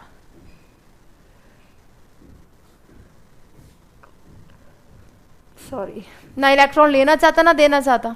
तो अगर नहीं इलेक्ट्रॉन लेना चाहता तो least electron affinity tendency to attract सबसे कम है। क्लियर हो गया बेटा? क्लियर हो गया। नेक्स्ट क्वेश्चन देखेंगे। +4 -1 कंटिन्यू रखना। नेक्स्ट क्वेश्चन आपकी स्क्रीन पर ये रहा। Which of the following will have the most negative electron gain enthalpy and which of the following is least negative? देख लो बेटा ध्यान से चारों ऑप्शन।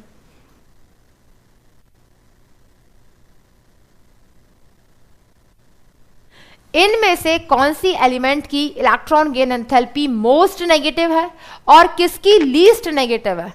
तो जैसा आप ऑप्शन देख पा रहे हो, मोस्ट नेगेटिव तो क्लोरीन की होती है।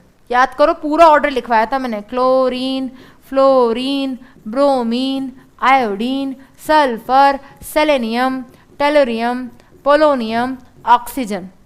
लेकिन यहां पर एक एलिमेंट प्रेजेंट है। कहां का? ग्रुप 15 का। और ग्रुप 15 वाले हाफ फिल्ड होते हैं। हाफ फिल्ड होते हैं, स्टेबल होते हैं। स्टेबल होते हैं तो इस केस में बहुत कम एफिनिटी दिखाते हैं इलेक्ट्रॉन को ऐड करने के लिए। क्या? बहुत कम एफिनिटी दिखाते हैं इलेक्ट्रॉन को ऐड करने के लिए। तो कम एफिनिटी दिखाते हैं तो एनर्जी रिलीज तो होने से रही। एनर्जी कम रिलीज होती है क्योंकि अट्रैक्शन कम होता है। तो सबसे ज्यादा negative electron gain enthalpy chlorine और सबसे कम फास्फोरस। क्लियर हो गया बेटा? क्लियर हो गया एकदम?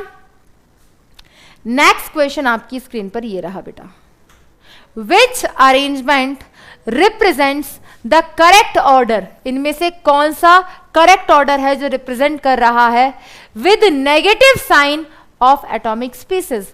Negative sign of atomic species से मतलब है कि इलेक्ट्रॉन गेन एंथैल्पी दो प्रकार की होती है, पॉजिटिव भी होती है, नेगेटिव भी होती है, लेकिन नेगेटिव इलेक्ट्रॉन गेन एंथैल्पी उतनी ज्यादा होती है जितना ज्यादा टेंडेंसी टू अट्रैक्ट होता है। टेंडेंसी टू अट्रैक्ट जितना ज्यादा होता है, एनर्जी उतनी ज्यादा रिलीज होती है। अब बताओ क्या आंसर आएगा? अभी मैंने लिखवाया पूरा ऑर्डर,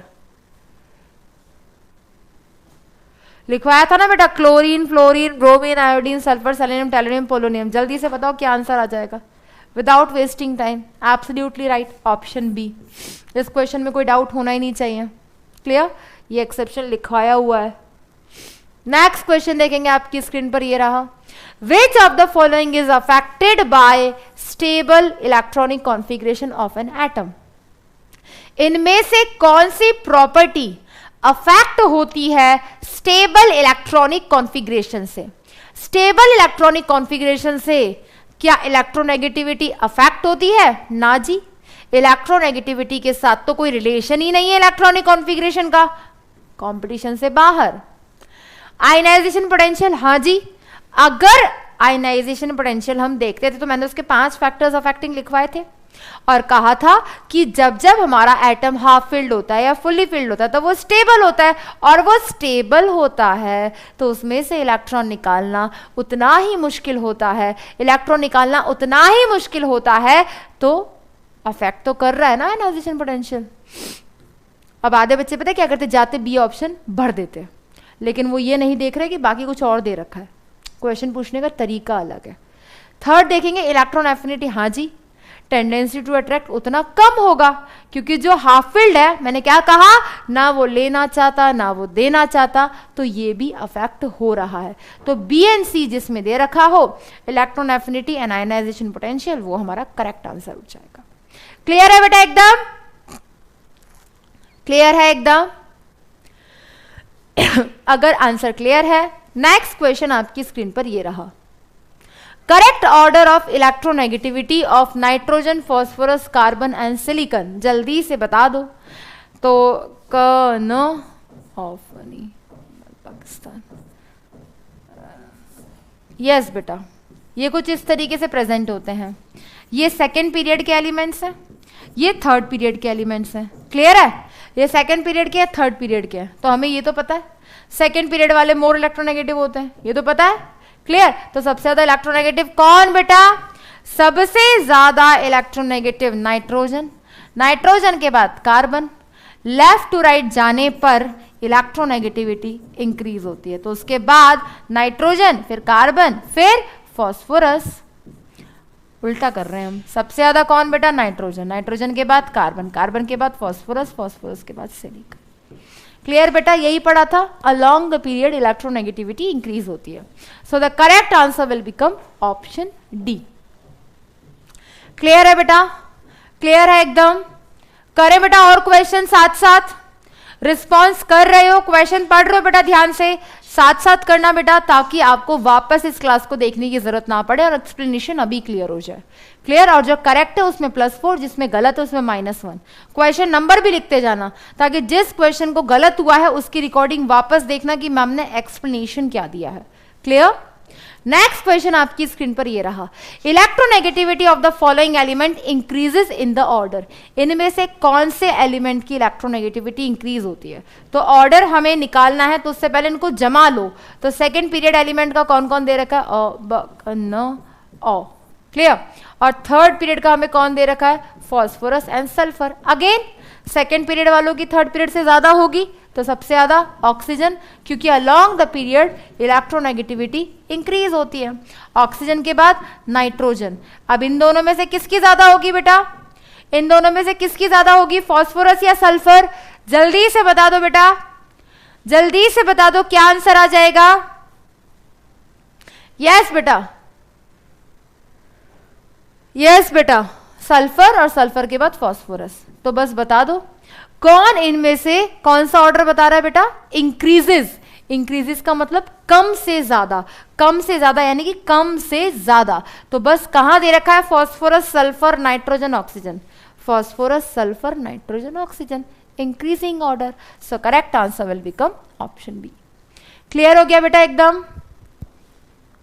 तो जिसमें डाउट है वो सारे डाउट क्लियर हो जाने चाहिए बेटा, क्योंकि हम ये तो पढ़ लेते हैं along the period decreases, down the group increases, जो भी प्रॉपर्टी पढ़ते हैं, लेकिन जब क्वेश्चन करने को आता है तो अगर पीरियोडिक टेबल याद होगी तो अप्रोच करना इजी होता है। क्लियर बेटा? यस। नेक्स्ट क्वेश्चन आपकी स्क्रीन पर ये रहा, the correct set of decreasing order of electronegativity. Decreasing order पूछा है इलेक्ट्रोनेगेटिविटी का। हमें ये पता है इलेक्ट्रोनेगेटिविटी जो है वो अलोंग द पीरियड जाने पर इंक्रीज होती है और डाउन द ग्रुप जाने पर डिक्रीज होती है। एलिमेंट हमको दे रखे हैं लिथियम और फिर दे रखा है सोडियम और हाइड्रोजन, तो इससे भी ऊपर होता है। तो अब बता दो बेटा क्या ऑर्डर आ जाएगा इनकी इलेक्ट्रोनेगेटिविटी का? क्या ऑर्डर आ जाएगा बेटा? Absolutely right, C option. Clear? क्योंकि पूछा क्या था? Decreasing order. तो लिथियम और सोडियम तो वैसे भी अल्कली मेटल्स हैं, और alkali metals highly electropositive elements, highly electropositive हैं। हाइड्रोजन इनकी कैटेगरी में थोड़ी ना आता है। क्लियर? तो सबसे ज्यादा इलेक्ट्रोपॉजिटिव ली और सोडियम में से भी डाउन द ग्रुप जा रहे हैं, तो हमारे पास इलेक्ट्रोनेगेटिविटी क्या होती है बेटा? चेंज होती है। तो सबसे ज्यादा sodium, then lithium and then फिर हाइड्रोजन। क्लियर है बेटा? क्लियर है एकदम? यस बेटा। नेक्स्ट क्वेश्चन देखेंगे आपकी स्क्रीन पर ये रहा, polarity of a bond can be explained bye. Polarity मतलब क्या बताया था बेटा? लास्ट क्लास का टॉपिक है। पोलैरिटी कब आती है? पार्शियल पॉजिटिव पार्शियल नेगेटिव कब आता है? जब दोनों एटम्स में क्या हो बेटा? जब दोनों एटम्स में इलेक्ट्रोनेगेटिविटी डिफरेंस हो। यही पढ़ा था बेटा, यही पढ़ा था हमने। जब इलेक्ट्रोनेगेटिविटी डिफरेंस होता है तभी तो partial positive partial negative charge आता है। मान लो HCl है, तो इसमें दोनों की इलेक्ट्रोनेगेटिविटी अलग है। जिसकी इलेक्ट्रोनेगेटिविटी ज्यादा है वो इलेक्ट्रॉन पेयर लेकर जाएगा, तभी तो पार्शियल नेगेटिव पार्शियल पॉजिटिव आएगा। और ये आएगा तभी तो हम कहते हैं कि क्या आ गई? पोलैरिटी आ गई। तो पोलैरिटी आ गई तो correct answer will become option C. Clear है एकदम? यस बेटा। नेक्स्ट क्वेश्चन देखेंगे आपकी स्क्रीन पर ये रहा, मोलिकन स्केल ऑफ इलेक्ट्रोनेगेटिविटी। जो मोलिकन स्केल था, पॉलिंग स्केल था, हमने पढ़े थे बेटा ये स्केल। वो स्केल से हम कुछ फॉर्मूले लिख रहे थे, राइट? और वो स्केल किन दो चीजों को यूज करके डिफाइन किया गया था? जल्दी से बताओ बेटा, फॉर्मूला तो आपको पता ही है। फॉर्मूला अगर याद होगा तो बताना इजी हो जाएगा। क्या दो प्रॉपर्टी थी बेटा? Electron affinity and ionization potential. Electron affinity and electronegativity नहीं, इलेक्ट्रोनेगेटिविटी ऑफ पॉलिंग से रिलेशन थोड़ी ना बताया था। तो मोलिकन स्केल बताता तो इलेक्ट्रोनेगेटिविटी है, लेकिन पूछा क्या है? Uses the concept of. उसने किसका कंसेप्ट यूज किया? आयनाइजेशन पोटेंशियल बोलो, आयनाइजेशन एनर्जी बोलो, आयनाइजेशन एंथैल्पी बोलो, और इलेक्ट्रॉन एफिनिटी। यही दो चीजों को यूज किया था बेटा। रैपिड फायर क्वेश्चन है, अगर नोट्स रिवाइज करोगे क्वेश्चन पढ़ने में दिक्कत नहीं आएगी। यस। नेक्स्ट क्वेश्चन आपकी स्क्रीन पर ये रहा, the pair with minimum difference in electronegativity.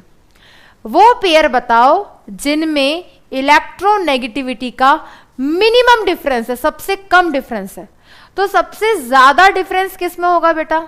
सबसे ज्यादा डिफरेंस होगा इलेक्ट्रोनेगेटिविटी के बेस पर डिफाइन करना है। यहां पर पूछा है कि मिनिमम डिफरेंस इलेक्ट्रोनेगेटिविटी में किसका होगा? बताओ जल्दी बेटा। यस बेटा, क्या आंसर आ जाएगा? यस, जल्दी से बताओ। Minimum energy difference A. Okay, fluorine chlorine carbon hydrogen.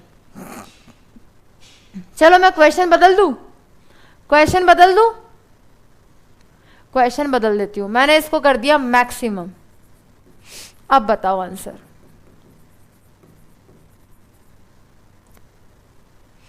अब बताओ answer.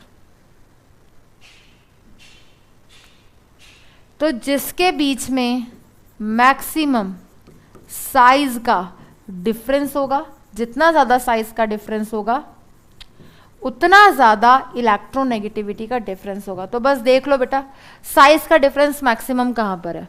Fluorine chlorine second third, carbon hydrogen first second, sodium caesium ली ना की रब से, क्लियर, सेम पीरियड में बिलोंग करते हैं। और यहां पर देखो बेटा फॉस्फोरस एंड हाइड्रोजन। तो करेक्ट आंसर क्या हो जाएगा बेटा? करेक्ट आंसर क्या हो जाएगा?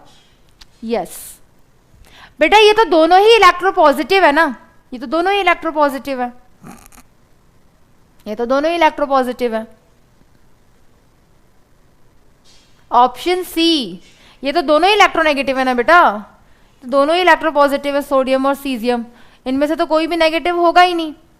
क्लियर? यस। नेक्स्ट क्वेश्चन देखेंगे आपकी स्क्रीन पर, ये रहा, least electronegative element is. Yes बेटा, इलेक्ट्रोनेगेटिविटी के बारे में हमने क्या पढ़ा था? देखो कैसे दे रखे हैं बेटा, ब्रोमीन आयोडीन, क्लियर, कार्बन होता है ऊपर और एक दे रखा है सीजियम। तो ये जो है ये है ग्रुप 1 का, ये जो है ये है ग्रुप 14 का और ये है ग्रुप 17। Excuse me. तो मैंने क्या पढ़ाया था बेटा? लीस्ट इलेक्ट्रोनेगेटिव एलिमेंट पूरी पीरियोडिक टेबल में कौन है?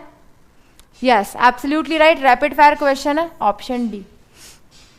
बिल्कुल, अगर नोट्स कंप्लीट होंगे, रिवाइज करके आए हो तो क्वेश्चन करने में दिक्कत नहीं आएगी। वेरी नाइस बेटा। नेक्स्ट क्वेश्चन आपकी स्क्रीन पर ये रहा, लास्ट क्वेश्चन ऑफ केबीडी, उसके बाद हम प्रीवियस ईयर क्वेश्चन शुरू करने वाले हैं, ठीक है? तो प्रीवियस ईयर क्वेश्चन हम डिस्कस करेंगे बेटा जस्ट आफ्टर दिस।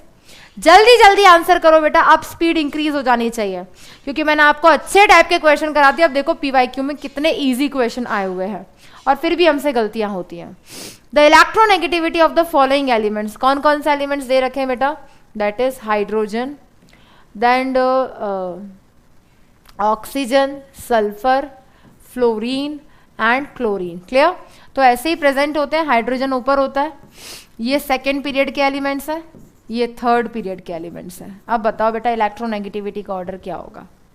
यस बेटा, जल्दी से बताओ बच्चों। मोस्ट इलेक्ट्रोनेगेटिव फ्लोरीन है, सेकेंड मोस्ट इलेक्ट्रोनेगेटिव क्लोरीन है, उसके बाद हमारे पास क्या आ जाएगा बेटा? देखो ध्यान से, और ये इंपॉर्टेंट ऑर्डर है जो आपने याद भी रखना है। क्लियर बेटा? तो फ्लोरीन के बाद आ गया ऑक्सीजन, ऑक्सीजन के बाद यहाँ पे आ जाएगा क्लोरीन, क्लोरीन के बाद आ गया सल्फर और सल्फर के बाद आ गया हाइड्रोजन। तो ये आ गया हमारे पास इनकी इलेक्ट्रोनेगेटिविटी का order, that is option D. Clear है बेटा एकदम? Yes, correct answer is option D. तो यहां पर खत्म होते हैं, यहां पर क्या खत्म होते हैं? हमारे केबीडी। तो आप मार्क्स टोटल करके रखो बेटा, टोटल क्वेश्चंस 30 थे, टोटल क्वेश्चंस 30 थे, एंड 30 इंटू 4 करें तो ये हो गया 120 मार्क्स का पेपर। तो आउट ऑफ 120 आपके जितने भी आ रहे हैं वो आप लास्ट में टोटल करना, क्योंकि अब हम देने जा रहे हैं नीट का पेपर और हम वहां पे कुछ 20 क्वेश्चन डिस्कस करेंगे पीवाईक्यू के, 20, 22 या 24 क्वेश्चन है। ध्यान से पढ़ना, ध्यान से समझना, टोटल बाद में करना बेटा, रुक जाओ, सब्र करो, सब्र करो। अगर ये क्वेश्चन आपने अच्छे से किए तो वो आप और अच्छे से कर पाओगे। गलती रिपीट मत करना, यहां जो सिली मिस्टेक की वहां वो सिली मिस्टेक मत करना, ठीक है? और जिनको पीवाईक्यू नहीं डिस्कस करने हैं, जिनको टाइम वेस्ट लग रहा है, वो प्यार से बेटा क्लास से बाहर जा सकते हैं। क्लियर? बाकी बच्चे क्लास में अच्छे से ध्यान दें और पढ़ें। क्लियर? तो ये रहा आपके सामने पीवाईक्यू का पहला क्वेश्चन। करो बेटा सॉल्व, नो हिंट, कुछ नहीं बताऊंगी मैं। इस क्वेश्चन में जो मैं सॉल्यूशन बताने वाली हूं वो सॉल्यूशन आपको अपनी कॉपी में भी नोट डाउन करना है। क्लियर? मैं बताऊंगी आपको। क्लियर? तो क्वेश्चन में पूछा है z की वैल्यू 114 दे रखी है, ठीक है, कोई बात नहीं। डिस्कर्ड रिसेंटली, अच्छी बात है, एक एलिमेंट है जो डिस्कर हुआ recently. It will belong to which of the following family, group and electronic configuration, उसका क्या होगा? तो जब जब हमारे पास, सुनना बेटा ध्यान, जब जब हमारे पास एटॉमिक नंबर 100 से ज्यादा हो, जब जब हमारे पास एटॉमिक नंबर 100 से ज्यादा हो और हमें कैलकुलेट करना है उसका ग्रुप नंबर, तो क्या करो, जो हमें एटॉमिक नंबर दे रखा है ना उसमें से 100 माइनस कर दो। क्या करो, जो दे रखा है उसमें से 100 माइनस कर दो। तो कितना दे रखा था एटॉमिक नंबर 114, माइनस किया 100, कितना आ गया बेटा 14। तो ग्रुप नंबर अगर 14 है, तो ग्रुप नंबर अगर 14 है तो वो कौन सी फैमिली से हो गया, कार्बन फैमिली। और कार्बन फैमिली का जनरल इलेक्ट्रॉनिक कॉन्फ़िगरेशन क्या होता है, NS2 NP2, राइट, और ब्रैकेट में नोबल गैस। तो अब बता दो बेटा क्या हो जाएगा आंसर। तो करेक्ट आंसर, पहला कंपटीशन से बाहर, कंपटीशन से बाहर, कंपटीशन से बाहर, correct answer will become option B, that is carbon family.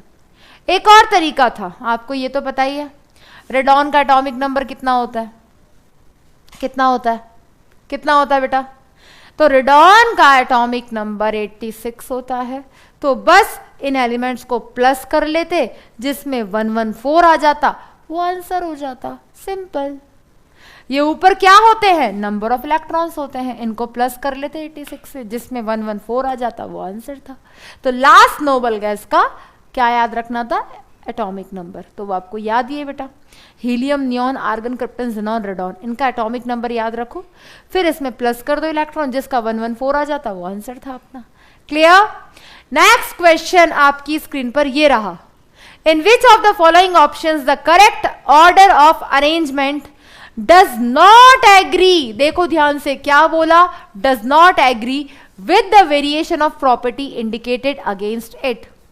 जो प्रॉपर्टी सामने इंडिकेट कर रखी है उसके अकॉर्डिंग उसका कौन सा आंसर गलत है। यस बेटा, अब हम थोड़ा स्पीड में क्वेश्चन करेंगे क्योंकि अब इजी क्वेश्चन है, PYQ बहुत इजी है। यस यस, जल्दी से बताओ। हाँ बेटा, वो भी कर सकते हो, कुछ बच्चे बोल रहे हैं डायरेक्ट हम 118 याद रख लें कि 118 भी एक नोबल गैस है, वैसे भी कर सकते हो। तो पहले बोला इंक्रीजेस मेटेलिक रेडियाई, ली ना की रब से, हाँ जी, डाउन द ग्रुप जा रहे हैं, साइज इंक्रीज हो रहा है, यानी कि ये तो भाई करेक्ट दे रखा है, हाँ जी। एल्यूमिनियम, मैग्नीशियम, सोडियम, क्या ये तीनों आइसो इलेक्ट्रॉनिक स्पीसीज हैं, हाँ जी। और हमने क्या पढ़ा था, for isoelectronic species ionic radius is inversely proportional to, ionic radius is inversely proportional to Z, बोले तो न्यूक्लियर चार्ज। तो यहां पर एल्यूमिनियम का एटॉमिक नंबर 13, इसका 12, इसका 11, इसका 9, तो दैट इज करेक्ट ऑर्डर, ये भी एकदम करेक्ट दे रखा है। थर्ड बोला इंक्रीजिंग फर्स्ट आयनाइजेशन एंथैल्पी, क्या बोला बेटा, इंक्रीजिंग फर्स्ट आयनाइजेशन एंथैल्पी, तो बोरोन, कार्बन, नाइट्रोजन, ऑक्सीजन, गलत हो गया ये तो, क्योंकि यहां तो एक्सेप्शन था भैया, नाइट्रोजन इत्थे आना था और ऑक्सीजन ने इत्थे आना था। क्यों, क्योंकि भाई नाइट्रोजन जो होता है एक्सेप्शन है, एक्सेप्शन है तो करेक्ट ऑर्डर क्या होगा, नाइट्रोजन, नाइट्रोजन के बाद ऑक्सीजन, ऑक्सीजन के बाद कार्बन और कार्बन के बाद बोरोन, इसका करेक्ट ऑर्डर ये होना था। तो हाँ जी ये गलत है, गलत है तो आंसर तो सही है, लेकिन बेटा उस साल ना एक चोट हुई थी, 2 ऑप्शन गलत थे, 2 ऑप्शन गलत थे। दूसरा कौन सा ऑप्शन गलत है देखना ध्यान से, फिर कल बाहर आई इंक्रीजिंग इलेक्ट्रॉन गेन एंथैल्पी, आपको तो ये भी पता है ये भी एक एक्सेप्शन है। क्या एक्सेप्शन है, यहां पर भी एक्सेप्शन है भाई, क्लोरीन है, फ्लोरीन है, फिर ब्रोमीन है, फिर आयोडीन है। क्या पढ़ा था, इस फ्लोरीन का साइज छोटा होता है, फ्लोरीन का साइज छोटा होता है, कॉम्पैक्ट 2p ऑर्बिटल होता है, इलेक्ट्रॉन को ऐड करते हैं तो एनर्जी रिलीज के साथ साथ एब्जॉर्ब भी होती है। दोनों आंसर सही थे उस साल, CB और DB, लेकिन ये गलती आपकी नहीं थी, ये गलती क्वेश्चन पेपर बनाने वाले की थी, आपकी नहीं थी। क्वेश्चन बिल्कुल डिट्टो इस तरीके से आया था, और मजाक किसका बन जाता है, बच्चों का बन जाता है। क्लियर, तो हमेशा ध्यान से पढ़े बेटा, यहाँ पे इस बार ये गलती थी, 2 ऑप्शन सही थे बेटा, CB और DB, लेकिन ध्यान रखना ये लोग अपनी गलती कभी एक्सेप्ट नहीं करते। तो इसलिए आप अपना बेस्ट जो कर सकते हो वो बेस्ट करो, बोनस मिले ना मिलेगा तुम्हें नहीं पता। क्लियर? नेक्स्ट क्वेश्चन देंगे। नेक्स्ट क्वेश्चन आपकी स्क्रीन पर ये रहा, the species argon, potassium, calcium, argon, potassium and calcium, इसका एटॉमिक नंबर कितना होता है? 18, 19, 20। और नंबर ऑफ इलेक्ट्रॉन तीनों में कितने हैं? नंबर ऑफ इलेक्ट्रॉन है तीनों में, इसमें 18 ही है, 19 - 1 18, 20 - 2 18। क्या ये तीनों आइसो इलेक्ट्रॉनिक है? हाँ जी, ये तीनों आइसो इलेक्ट्रॉनिक है। बेटा सबसे ज्यादा क्वेश्चन जिस पीरियोडिक प्रॉपर्टी से आए हुए हैं ना वो है एटॉमिक रेडियस, हर ऑल्टरनेट ईयर्स। क्लियर? पूछा क्या था? रेडियस का इंक्रीजिंग ऑर्डर। तो हमने क्या पढ़ा था बेटा? For isoelectronic species, for isoelectronic species ionic radius is inversely proportional to z। याद आया? तो जिसका z जितना ज्यादा उसका रेडियस उतना कम, आयनिक रेडियस उतना कम। तो यहां पर सबसे ज्यादा रेडियस किसका? सबसे ज्यादा रेडियस किसका? बोलो जल्दी। Argon, then potassium and then calcium. Correct answer will become option D. Clear है एकदम बेटा? यस, क्लियर है एकदम? यस। नेक्स्ट क्वेश्चन आपकी स्क्रीन पर ये रहा, जल्दी से देखो बेटा। Which of the following order of ionic radius? देख रहे हो आयनिक रेडियस पे कितने क्वेश्चन है और कंसेप्ट छोटा सा काम आ रहा है। हमने सीखा था ना, पेरेंट एटम से ज्यादा एनायन की रेडियस होती है और फिर कैटायन की होती है। तो यहां हमको दिया है, हमसे पूछा है करेक्टली रिप्रेजेंटेड, इनमें से किसका ऑर्डर हमें करेक्टली रिप्रेजेंट किया गया है। तो क्या ये करेक्ट है? ना जी, इसका ऑर्डर होना चाहिए था हाइड्राइड, देन हाइड्रोजन और फिर H+। तो ये ऑप्शन कंपटीशन से बाहर, क्योंकि हमने क्या सीखा था बेटा? एनायन का हमेशा पेरेंट एटम से ज्यादा होता है और पेरेंट एटम से कम कैटायन का होता है। Na+F- ऑक्साइड आयन, देख लो बच्चे ध्यान से।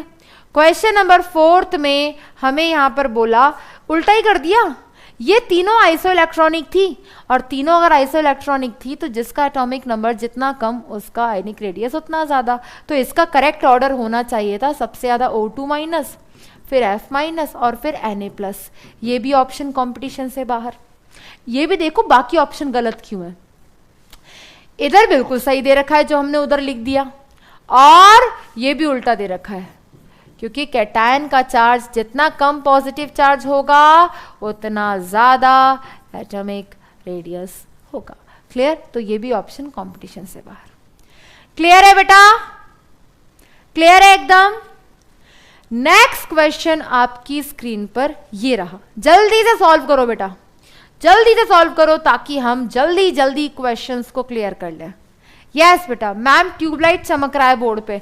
अरे बेटा गलती हो गई, ये ट्यूबलाइट नहीं है, ये आपकी स्लाइड्स का ही फॉर्मेट है। स्लाइड्स का फॉर्मेट है बेटा, जो टुडेज टॉपिक वाली स्लाइड्स थी ना वो आ गई है। लेकिन कोई बात नहीं, जितना समझ आ रहा है, जितना देख पा रहे हो उसके हिसाब से करो। चलो बेटा, मैम शॉर्ट नोट्स बनाना सही रहेगा बेटा। ऑलरेडी मैंने बहुत शॉर्ट में पढ़ाया है, जो इंपॉर्टेंट है वही लिखवाया है। आप जल्दी से इस क्वेश्चन को अटेम्प्ट करो।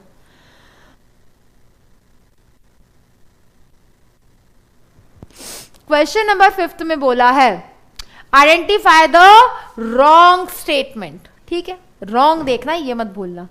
Atomic radius of the elements increases as one moves down the group, first group of the periodic table. जैसे जैसे हम डाउन द ग्रुप जाते हैं एटॉमिक रेडियस इंक्रीज होती है। हाँ जी, बिल्कुल सही है, correct. Atomic radius of the element decreases as one moves across from left to right along the second period। absolutely right। जब हम left to right जाते हैं तब भी हमारी एटॉमिक रेडियस क्या होती है? डिक्रीज होती है। तो ये भी करेक्ट हो गया, ये तो हमने रट्टा पड़ा है एकदम अच्छे से। Almost iso electronic species smaller the positive charge on the cation smaller is the ionic radius. उसने क्या कहा? जितना कम पॉजिटिव चार्ज होगा कैटायन पे, जब हमारे पास ऑलमोस्ट सारी आइसो इलेक्ट्रॉनिक स्पीसीज हैं, तो smaller the positive charge on the cation smaller is the ionic radius. अच्छा, फोर्थ स्टेटमेंट पढ़ो, almost isoelectronic species greater the negative charge on the anion, larger the ionic radius। अब बताओ बेटा, अब बताओ correct option क्या होगा? यस, क्या हो जाएगा बेटा, जल्दी बताओ। यस, क्योंकि उतनी कम आयनिक रेडियस होगी जितना ज्यादा पॉजिटिव चार्ज होगा। क्लियर? ये गलत है, तो ये मत समझ लेना कि ये मैंने करेक्ट किया है, ये क्या होना चाहिए था। क्लियर?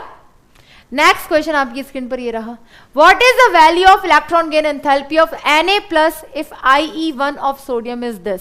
तो बेटा IE1 क्या है? Na में से जब एक इलेक्ट्रॉन निकाला तो ये बना Na+ और एक इलेक्ट्रॉन निकल गया, तो यहाँ जो एनर्जी रिक्वायर्ड थी उसे हम कहते हैं आयनाइजेशन एंथैल्पी, और वो दे रखा है 5.1। तो पूछा है कि इसकी इलेक्ट्रॉन गेन एंथैल्पी की वैल्यू क्या होगी, यानी कि जब इसी में से हम इलेक्ट्रॉन निकालेंगे तो भाई जितनी रिक्वायर्ड थी उतनी रिलीज होगी। तो मैंने बताया था ionization enthalpy and electron gain enthalpy are numerically same but sign is always positive. अगर ये +5.1 है तो इलेक्ट्रॉन गेन एंथैल्पी क्या हो जाएगी? -5.1 इलेक्ट्रॉन वोल्ट। एब्सोल्युटली राइट बेटा, option C is the correct answer. Next question आपकी स्क्रीन पर ये रहा, which of the following represents the correct order of increasing electron gain enthalpy with negative sign of the elements. ये चीजें तो repeat हो रही है, हमने प्रीवियस ईयर क्वेश्चन डिस्कस किए, उससे पहले हमने कुछ क्वेश्चंस प्रैक्टिस किए केबीडी में। क्लियर? तो यहां पे हमसे नेगेटिव इलेक्ट्रॉन गेन एंथैल्पी का ऑर्डर पूछा है तो हम तो पूरा लिख चुके हैं, chlorine, fluorine, bromine, iodine, sulphur, selenium, tellurium, polonium, oxygen. Clear? तो क्या करेक्ट ऑर्डर है बेटा, देख लो ध्यान से। पहला ऑप्शन कंपटीशन से बाहर, क्लोरीन की सबसे कम बोल रहा है, chlorine, fluorine, sulphur, oxygen, absolutely right, correct है बेटा। Yes, option B is the correct answer. कोई डाउट नहीं आना चाहिए, ये क्वेश्चन रिपीट हुआ है, प्रैक्टिस क्वेश्चन में भी था। नेक्स्ट क्वेश्चन आपकी स्क्रीन पर ये रहा, अगेन बेटा रेडियस का ऑर्डर पूछा है। किसका ऑर्डर पूछा है? Decreasing order of ionic radii, और दे क्या रखा है? कैल्शियम, पोटेशियम, सल्फर और क्लोरीन। क्या दे रखा है बेटा? Cl और कैसे, ठीक है, Ca+2, potassium +S-2 and chloride ion. Ionic radius का ऑर्डर पूछा है। इसका एटॉमिक नंबर कितना होता है बेटा? इसका एटॉमिक नंबर 20 होता है, इसका 19 होता है। क्लियर? सल्फर का कितना होता है बेटा? 16 होता है, और इसका कितना होता है? 17 होता है। क्लियर? अब अगर हम देखना चाहें कि इनमें नंबर ऑफ इलेक्ट्रॉन कितने हैं, ये तो हो गया atomic number. Number of electron देख लो बेटा कितने कितने हैं, इसमें 20 - 2 18 हो गए, 19 - 1 18 हो गए, 16 + 2 18 हो गए, 17 + 1 18 हो गए। हाँ, ये आइसोइलेक्ट्रॉनिक स्पीसीज है, और अगर ये आइसोइलेक्ट्रॉनिक स्पीसीज है तो simple ionic radius is inversely proportional to nuclear charge. बोले तो एटॉमिक नंबर। बता दो क्या ऑर्डर आ जाएगा बेटा क्वेश्चन नंबर 8 का? 8 का आंसर आ जाएगा ऑप्शन सी, जितना कम एटॉमिक नंबर उतना ज्यादा ionic radius, sulphide, chloride, potassium, calcium. Clear बेटा? यस। नेक्स्ट क्वेश्चन आपकी स्क्रीन पर ये रहा, जल्दी से देख लो बेटा। अमंग द एलिमेंट्स, हमको एलिमेंट्स दे रखे हैं। क्लियर? कौन कौन से elements? Calcium, magnesium, phosphorus, chlorine. The order of increasing atomic radius. Same question मैंने क्लास में प्रैक्टिस भी करवाया था, एटॉमिक रेडियस कंप्लीट होने के बाद जो केबीडी रखा था। क्लियर? तो अब इस केस में यहां पे आपको क्या देखना है बेटा? अब आपको सिंपली यहां पे बताना है एटॉमिक रेडियस का ऑर्डर। तो क्या है बेटा? मैग्नीशियम, कैल्शियम, क्लियर, और फास्फोरस और क्लोरीन। क्लोरीन इधर प्रेजेंट होता है सेकेंड पीरियड में, और फास्फोरस प्रेजेंट होता है इधर थर्ड पीरियड में। क्लियर? तो अब इस केस में क्या ऑर्डर आ जाएगा बेटा? ये सेकेंड पीरियड वाले हैं, ये थर्ड पीरियड वाले हैं। क्लियर? तो क्या ऑर्डर आ जाना है बेटा, सेकेंड पीरियड वालों की से ज्यादा थर्ड पीरियड वालों की एटॉमिक रेडियस होगी, और अगर थर्ड पीरियड वालों की एटॉमिक रेडियस ज्यादा होगी तो इन दोनों में से भी इसकी ज्यादा होगी, क्योंकि लेफ्ट टू राइट जाने पर एटॉमिक रेडियस क्या होती है, डिक्रीज, और डाउन द ग्रुप जाने पर एटॉमिक रेडियस इंक्रीज होती है। तो इनसे ज्यादा तो इन दोनों की होगी, तो इन दोनों में से भी किसकी ज्यादा होगी, कैल्शियम, कैल्शियम के बाद फास्फोरस, फिर इन दोनों में से मैग्नीशियम, और मैग्नीशियम के बाद क्लोरीन। देख लो बेटा कौन सा आंसर मैच कर रहा है, जल्दी से देख लो बेटा, 9th का आंसर क्या आ जाएगा, सबसे ज्यादा कैल्शियम, कैल्शियम के बाद मैग्नीशियम। ओहो, हमने फास्फोरस को गलत जगह लिख दिया भाई, फास्फोरस सेकंड पीरियड में ही तो होता है, तो यहां पर आएगा magnesium,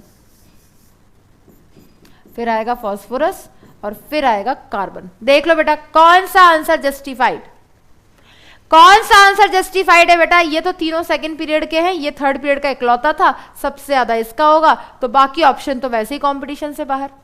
correct answer will become option B. Clear है बेटा? ये देखो, ओ मैम गलत लिख दिया आपने, मैम से गलती हो जाए सूली पे चढ़ा दो मैम को, तो है ना। क्लियर है बेटा एकदम? कितने सारे क्वेश्चन प्रैक्टिस कर चुके हैं, आपको आइडिया भी है, ये हम क्वेश्चन प्रैक्टिस कर रहे हैं 49th। क्लियर? नेक्स्ट क्वेश्चन देखेंगे बेटा, आपकी स्क्रीन पर ये रहा, among the elements with following electronic configuration which one of them may have the highest ionization energy, इनमें से किसकी आयनाइजेशन एनर्जी हाईएस्ट होगी, जल्दी से बता दो बेटा, इनमें से किसकी आयनाइजेशन एनर्जी हाईएस्ट होगी। तो यहां पर दे रखा था 3s2 3p2, 3s2 3p1, और यहां पे 4s2 4p3, तो ये तो कंपटीशन से बाहर, फोर्थ पीरियड है, साइज जितना ज्यादा आयनाइजेशन एनर्जी उतनी कम, और ये सारे हमारे पास क्या थे, 3s2 3p2, 3s2 3p1, 3s2 3p3। क्या आंसर आ जाएगा बेटा, ये हो गए हाफ फिल्ड है, हाफ फिल्ड है, स्टेबल है, स्टेबल है तो इलेक्ट्रॉन निकालने के लिए सबसे ज्यादा एनर्जी देनी पड़ेगी। सो the correct answer will become option D. Yes बेटा, करेक्ट आंसर क्या हो जाएगा, option D, absolutely right. Next question देखेंगे बेटा आपकी स्क्रीन पर, अगेन देख रहे हो साइज पे कितने क्वेश्चन आए हुए हैं, साइज पे अगेन क्या पूछा है, आइडेंटिफाई द करेक्ट ऑर्डर, किसका पूछा है, साइज का। अगेन चेकआउट कर लो, ये सारी की सारी आइसो इलेक्ट्रॉनिक स्पीसीज हैं, और अगर ये सब की सब आइसो इलेक्ट्रॉनिक स्पीसीज हैं तो सिंपली क्या देखना था, एटॉमिक नंबर जितना कम आयनिक रेडियस उतना ज्यादा। तो क्या क्या दे रखा था बेटा,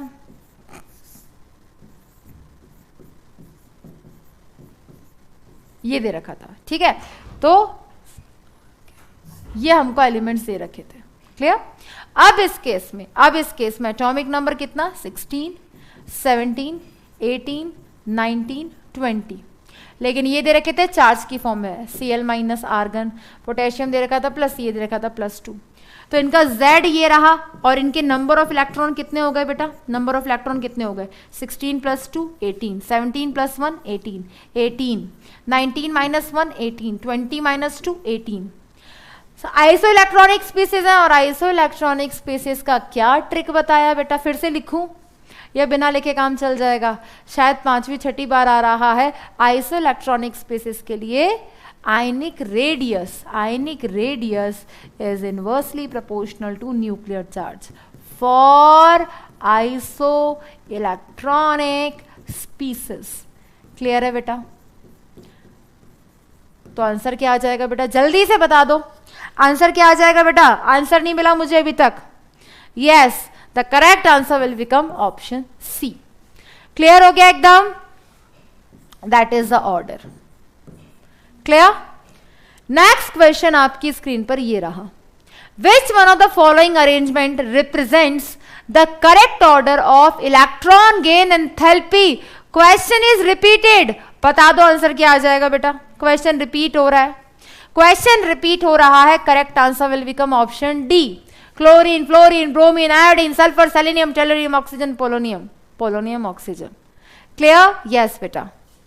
नेक्स्ट क्वेश्चन देखेंगे, which one of the following arrangement, इनमें से कौन सा अरेंजमेंट रिप्रेजेंट कर रहा है least negative to most negative electron gain enthalpy, यानी कि लीस्ट नेगेटिव से मोर नेगेटिव की तरफ जाना है। उतनी ज्यादा नेगेटिव इलेक्ट्रॉन गेन एंथैल्पी होती है जितना ज्यादा एनर्जी रिलीज होती है। एनर्जी कितनी ज्यादा रिलीज होती है, जितनी ज्यादा टेंडेंसी होती है इलेक्ट्रॉन को अट्रैक्ट करने की, जितनी अच्छी इलेक्ट्रॉन एफिनिटी होती है। राइट? जल्दी से आंसर बता दो बेटा, चीजें रिपीट हो रही है अब तो बार बार। क्लियर? तो देख लो बेटा, हमारे पास कौन कौन थे? हमारे पास प्रेजेंट थे कैल्शियम, क्लियर बेटा, मांगे कन्या सुंदर, नाम JLC, क्लियर। एल्यूमिनियम इधर प्रेजेंट होता है, कार्बन, ऑक्सीजन, फ्लोरीन। ये रहे सेकेंड पीरियड वाले, ये रहा थर्ड पीरियड वाला, और ये रहा फोर्थ पीरियड वाला। तो हमने क्या पढ़ा था? इन जनरल हम क्या बोलते हैं? That generally electron gain enthalpy is inversely proportional to size, क्योंकि साइज जितना छोटा होगा अट्रैक्शन उतना ज्यादा होगा इनकमिंग इलेक्ट्रॉन के लिए न्यूक्लियस का, क्योंकि डिस्टेंस कम है, और उतनी ज्यादा एनर्जी रिलीज होगी। तो उतनी ज्यादा एनर्जी रिलीज होगी तो इन तीनों में से छोटा साइज इसका, फिर इसका, तो सबसे ज्यादा इलेक्ट्रॉन गेन एंथैल्पी फ्लोरीन की, देन ऑक्सीजन की, फिर कार्बन की। उसके बाद इन दोनों में से इसका छोटा साइज है तो एल्यूमिनियम, और उसके बाद कैल्शियम। तो बताओ आ गया बेटा लीस्ट नेगेटिव से most negative electron gain enthalpy की तरफ। सो correct answer will become option A. Clear है बेटा? क्वेश्चन नंबर 13 क्लियर एकदम? Very nice. नेक्स्ट क्वेश्चन देखेंगे बेटा, the electronic configuration of an element. हमें इलेक्ट्रॉनिक कॉन्फ़िगरेशन दे रखा है, ठीक है। What is the atomic number of the element which is just below the above element. इस एलिमेंट के जस्ट नीचे कौन सा एलिमेंट होगा? तो पहले इसका इलेक्ट्रॉनिक कॉन्फ़िगरेशन हम देख लेते हैं, ठीक है। इलेक्ट्रॉनिक कॉन्फ़िगरेशन क्या दिया बेटा? 1s2, 2s2, 2p6, 3s2, 3p6, 4s2, 3d10, 4p2। एक बार बेटा नंबर ऑफ इलेक्ट्रॉन गिन लो, टोटल नंबर ऑफ इलेक्ट्रॉन से एटॉमिक नंबर आ जाएगा। तो 2 + 2 4, 4 + 6 10, 12, 18, 20, 30, 32, यानी कि इस एलिमेंट का एटॉमिक नंबर 32 है। और हमसे पूछा है इसके जस्ट बिलो जो एलिमेंट है उसका एटॉमिक नंबर कितना होगा। कोई दिक्कत नहीं है, हमने मैजिक नंबर्स पढ़े हैं, हाँ जी, 2, 8, 8, 18, 18, 32, 32। अब फर्स्ट से सेकेंड पीरियड, फर्स्ट से सेकेंड पीरियड, तो यहाँ फर्स्ट से सेकेंड पीरियड, सेकेंड से थर्ड पीरियड, थर्ड से फोर्थ पीरियड, फोर्थ से फिफ्थ पीरियड, और फिफ्थ से सिक्स्थ पीरियड। तो यहाँ पर ये एलिमेंट कौन से पीरियड में प्रेजेंट है बेटा? हाईएस्ट वैल्यू ऑफ एन हमें इसका पीरियड बता रहा है कि ये फोर्थ पीरियड एलिमेंट है, और फोर्थ पीरियड से फिफ्थ पीरियड जा रहे हैं। उसका एटॉमिक नंबर पता करना है तो 18 प्लस कर दो, 18 प्लस कर दो बेटा 32। तो 32 + 18 किया, कितना आ गया? 50। तो इसके जस्ट बिलो जो एलिमेंट है उसका एटॉमिक नंबर 50 होगा। क्लियर है बेटा? ये मैजिक नंबर्स ऐसे काम आते हैं, फर्स्ट से सेकेंड, सेकेंड से थर्ड, थर्ड से फोर्थ, फोर्थ से फिफ्थ, फिफ्थ से सिक्स, सिक्स से सेवेंथ। किसी का भी एटॉमिक नंबर बता सकते हो पूरी पीरियोडिक टेबल में। नेक्स्ट क्वेश्चन आपकी स्क्रीन पर ये रहा, which of the following is largest in size. क्या पूछा है क्वेश्चन में से? इनमें से किसका साइज ज्यादा होगा? देख रहे हो इनमें हमें कितना घुमा रहा है। तीसरी बार सेम टाइप का क्वेश्चन है, तीनों आइसो इलेक्ट्रॉनिक है, अब तक तो रट गया होगा बेटा। जल्दी से बता दो बिना किसी रोक टोक के, सबसे ज्यादा साइज इसी का होगा। चारों आइसो इलेक्ट्रॉनिक है, हाँ जी। आइसो इलेक्ट्रॉनिक स्पीसीज के लिए ionic radius is inversely proportional to atomic number. याद आया बेटा? यस, रिपीट हो रहा है। नेक्स्ट क्वेश्चन देखेंगे बेटा, द इलेक्ट्रॉनिक कॉन्फ़िगरेशन। ये तभी तो PYQ प्रैक्टिस करते हैं अपन, क्योंकि मैं आपको बताना चाहती हूँ, देखो कितनी चीजें ऑलरेडी रिपीट होती हैं।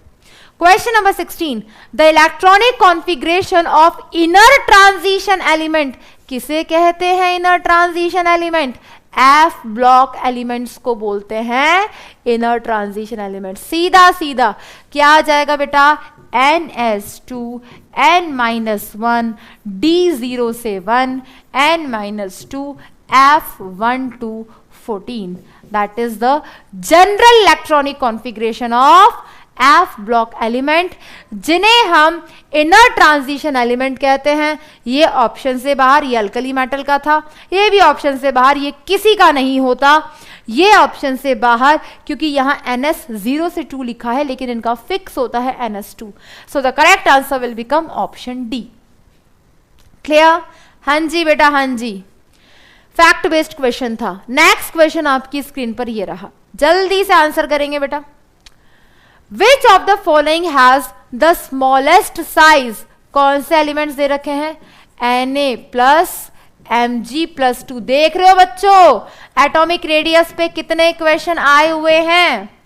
इनका एटॉमिक नंबर लिखते हैं सबसे पहले। इसका कितना? 11, इसका 12, इसका 13, इसका 9। नंबर ऑफ इलेक्ट्रॉन कितने हैं बेटा अकॉर्डिंग टू चार्ज? 11 - 1 10, 12 - 2 10, 13 - 3 10, 9 + 1 10। क्या इन्हें हम आइसोइलेक्ट्रॉनिक बोलते हैं? हाँ जी, ये आइसोइलेक्ट्रॉनिक है। और for isoelectronic species ionic radius is inversely proportional to Z। सबसे कम Z किसका है? उसका सबसे ज्यादा साइज। तो बता दो बेटा आंसर क्या आ जाएगा क्वेश्चन नंबर 17 का? Yes, absolutely right, option A. सबसे कम साइज इसी का होगा, सबसे ज्यादा एटॉमिक नंबर है ना। क्लियर? नेक्स्ट क्वेश्चन आपकी स्क्रीन पर ये रहा, which of the following is correct order of size of aluminium species? Aluminium species, again size देख लो एटॉमिक रेडियस पे कितने क्वेश्चन है। तो अब आप बता दो बेटा क्या आंसर आएगा। सिंपल एल्यूमिनियम के लिए बोल रहा है, तो हमने क्या बोला था? एनायन का साइज हमेशा ज्यादा होता है पेरेंट एटम से, उसके बाद आ जाता है कैटायन। तो बताओ बेटा Al एल्यूमिनियम। क्लियर? एल्यूमिनियम के 3 हमें क्या क्या दे रखा था बेटा? एल्यूमिनियम दे रखा था, फिर पेरेंट एटम एल्यूमिनियम हो गया, फिर जिसका कम पॉजिटिव चार्ज है, और उसके बाद जिसका ज्यादा पॉजिटिव चार्ज है। करेक्ट आंसर क्या आ जाएगा बेटा क्वेश्चन नंबर 18 का? Answer option A. क्लियर है बच्चों? Very nice, very nice. Next question आपकी स्क्रीन पर ये रहा, correct order of first ionization potential among the elements. ये तो हमने बहुत अच्छे से पढ़ा हुआ है भाई, with exception beryllium, boron, carbon, nitrogen, oxygen. Left to right जाते हैं, साइज क्या होता है? डिक्रीज होता है, आयनाइजेशन एनर्जी इंक्रीज होती है। लेकिन जो नाइट्रोजन है ये हाफ फिल्ड है, स्टेबल है, इलेक्ट्रॉन निकालने के लिए कंपैरेटिवली ज्यादा एनर्जी देनी होती है। बेरिलियम और बोरोन में से यहां लग जाता है पेनिट्रेशन पावर, क्योंकि एस ऑर्बिटल न्यूक्लियस के ज्यादा क्लोज होता है देन पी ऑर्बिटल। बस ये ऑर्डर होगा। तो अब लिख दो बेटा क्या आंसर आ जाना है? सबसे ज्यादा नाइट्रोजन के बाद oxygen, then carbon, then beryllium and then boron. बता दो बच्चों कौन सा ऑप्शन जस्टिफाइड हो रहा है? Yes, nitrogen, oxygen, carbon, beryllium, boron. Correct answer is option A. Yes बेटा, very nice, very nice. Yes Nancy, Vivek, very good बेटा। नेक्स्ट क्वेश्चन आपकी स्क्रीन पर ये रहा बेटा, कुछ बच्चे ईयर्स देख रहे हैं, तो ईयर्स को देखकर परेशान मत होना। जिन डीटीपी ऑपरेटर से मैंने पीपीटी बनवाई है, थोड़ी बहुत मिस्टेक वो ईयर्स में कर देते हैं, but these all our previous year question, right? तो आपका फोकस क्वेश्चन पे होना चाहिए, ठीक है? ईयर्स मुझे मिस्टेक्स लग रही है। An atom has the electronic configuration दे रखा है। क्वेश्चन में पूछा है, you will place it in which group of periodic table? आप इसे पीरियोडिक टेबल के कौन से ग्रुप में रखोगे? तो हमने इलेक्ट्रॉनिक कॉन्फ़िगरेशन से ग्रुप नंबर निकालना सीखा था, बिल्कुल सीखा था। पहले क्या पता करना पड़ेगा, कौन सा ब्लॉक है। तो लास्ट इलेक्ट्रॉन जिस ऑर्बिटल में भरा है, लास्ट रिटन ऑर्बिटल हमें ब्लॉक बता देगा। तो लास्ट रिटन ऑर्बिटल कौन है बेटा, यहां पर लास्ट रिटन ऑर्बिटल यहां पर डी है। देख लो 3d3, यानी कि ये डी ब्लॉक का एलिमेंट है। और अगर ये डी ब्लॉक का एलिमेंट है तो इसका ग्रुप नंबर कैसे देखेंगे, उसके n-1 डी में और उसके ns में जितने इलेक्ट्रॉन्स होंगे। याद आया बेटा। तो n-1 डी कितने इलेक्ट्रॉन से बेटा, 3, 3 + 2 5। तो कौन से ग्रुप का एलिमेंट है, 5th ग्रुप। क्लियर हो गया बेटा question number 20। Yes, correct answer will become option A. Next question आपकी स्क्रीन पर ये रहा, the first, second and third ionization energy of aluminium. हमें फर्स्ट, सेकेंड और थर्ड आयनाइजेशन एनर्जी दे रखी है एल्यूमिनियम की। कितनी कितनी दे रखी है बेटा, एल्यूमिनियम में से पहला इलेक्ट्रॉन निकालोगे तो ये बनेगा Al+, इसमें से दूसरा इलेक्ट्रॉन निकालोगे तो ये बनेगा Al+2, इसमें से तीसरा इलेक्ट्रॉन निकालोगे तो ये बनेगा Al+3। तो ये IE1 है फर्स्ट आयनाइजेशन एनर्जी, ये IE2 है और ये IE3 है। कितनी कितनी दे रखी है बेटा, IE1 दे रखी है 578, IE2 दे रखी है 1817 और IE दे रखी है 2745। क्लियर। हमसे क्या पूछा है, 20 नहीं आया। किसको 20 नहीं आया, कैसे नहीं आया बेटा, लास्ट रिटन ऑर्बिटल बेटा, लास्ट इलेक्ट्रॉन तो डी में भरा है ना, एस ब्लॉक नहीं होगा। 3d3 4s2 बेटा, 3d में इलेक्ट्रॉन लास्ट में भरा है, 4s में नहीं ना भरा, 3d में भरा है पहले हमने इलेक्ट्रॉन, 4s में नहीं भरा है। ये तो लिखते इस तरीके से है, भूल गए, एस ब्लॉक नहीं है बेटा। 3d फुल है क्या, पहले ये बताओ। 4s और 3d में से किसकी एनर्जी ज्यादा, 3d की ज्यादा ना, n+l के अकॉर्डिंग। तो लास्ट इलेक्ट्रॉन 3d में भरा है, ऐसे नहीं करो बेटा। नेक्स्ट देखो बेटा, यहां पर क्या बोला, calculate the energy required to convert all the atoms of aluminium to Al+3। ठीक है, in 270 milligram of aluminium vapours. बेटा 1 एल्यूमिनियम अगर है, 1 एल्यूमिनियम है, 1 मोल एल्यूमिनियम है, तो उसका गिवन मास कितना होगा, given mass upon atomic mass. तो 1 एल्यूमिनियम का टोटल आयनाइजेशन एनर्जी निकाल लेते हैं, फिर 270 मिलीग्राम का भी निकाल लेंगे। तो 1 एल्यूमिनियम एटम को जब Al+3 में कन्वर्ट किया तो टोटल आयनाइजेशन एनर्जी कितनी थी बेटा, IE1 कितना 578, IE2 कितना 1817, IE3 कितना 2745। जल्दी से मुझे प्लस करके बता दो बेटा कितना आ जाएगा, जल्दी से बता दो बेटा, क्योंकि इसके बाद लास्ट क्वेश्चन हमारा रह रहा है। यस, क्या क्वेश्चन है, यस बेटा क्या आ जाएगा, 578 + 1817 + 2745 कितना आ गया, 5140, 5140, 5140 किलो जूल पर मोल। 1 मोल एल्यूमिनियम की अगर इतनी आयनाइजेशन एनर्जी है तो बेटा number of mole is equals to given mass upon molar mass. और अगर 1 मोल एल्यूमिनियम है तो गिवन मास कितना, जितना उसका एटॉमिक मास। तो यानी कि 1 मोल एल्यूमिनियम बोलो या आप बोलो 27 ग्राम एल्यूमिनियम की जो टोटल आयनाइजेशन एनर्जी है वो है 5140 किलो जूल। तो अगर 27 ग्राम की इतनी है तो 270 मिलीग्राम की कितनी होगी। सिंपल, क्या करेंगे, 5140 divided by 27 multiply by 270 milligram. Milli बोले तो 10⁻³ मिली बोले तो 10⁻³ तो कितना आ गया बेटा, 27 से 27 कैंसल आउट, क्लियर?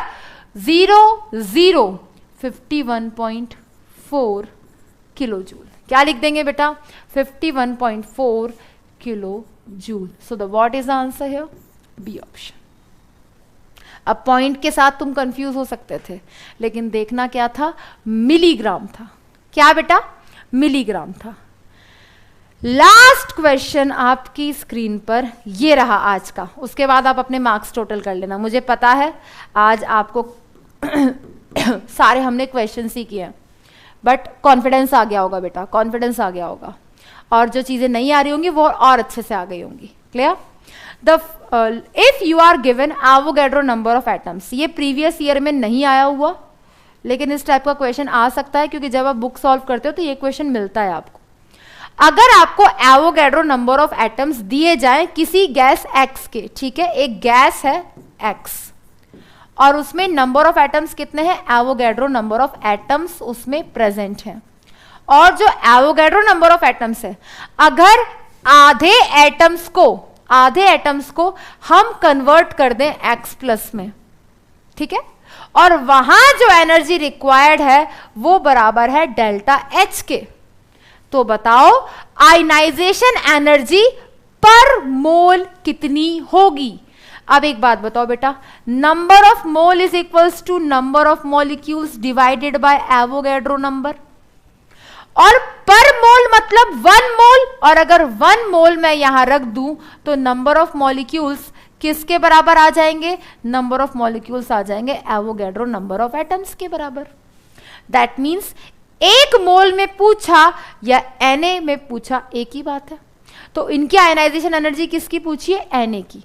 तो Na/2 एटम्स की आयनाइजेशन अगर एनर्जी इतनी है तो Na एटम्स की कितनी होगी? क्या करोगे? Delta H divided by Na/2 into Na। Na से Na cancel out. What is the answer? Delta H। Clear एकदम? पर मोल बोला था ना, तो एक मोल मतलब नंबर ऑफ मोल का फॉर्मूला बचपन से पढ़ते आ रहे हैं, मतलब 10th क्लास से, number of molecules upon Avogadro number, और एक मोल बोला तो नंबर ऑफ मोल की जगह 1 रख दिया, तो number of molecules Avogadro number of atoms के बराबर आ गए। यानी कि एक मोल बोलो या Na बोलो एक ही बात है। तो हमें आधे एटम्स Na/2 एटम्स को रिमूव करने के लिए आयनाइजेशन एनर्जी दे रखी थी और Na एटम्स के लिए पूछी थी। तो हमने क्या किया? डेल्टा H बाय Na दे रखा था, डिवाइड बाय 2 इंटू Na, आ गया आंसर। क्लियर है? So all the very best बच्चों, ठीक है?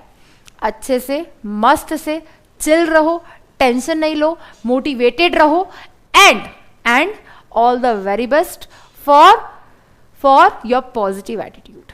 अच्छे से पढ़ना है, हंसते रहना, मुस्कुराते रहना है, और पढ़ना है, रोज एनालिसिस करना है।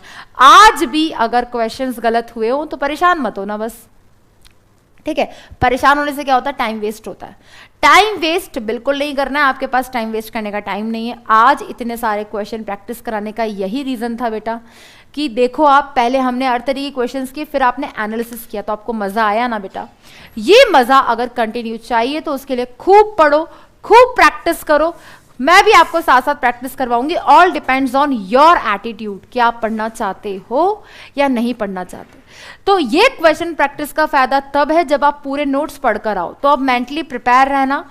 जिस दिन केमिकल बॉन्डिंग भी खत्म होगा उसका भी क्वेश्चन प्रैक्टिस सेशन चलेगा और PYQs आंसर आप नहीं करना है, ठीक है? तो कल से नया चैप्टर शुरू करेंगे। दिवाली है तो नए चैप्टर के साथ कोई कॉम्प्रोमाइज मत करना। All the very best. Thank you बच्चों।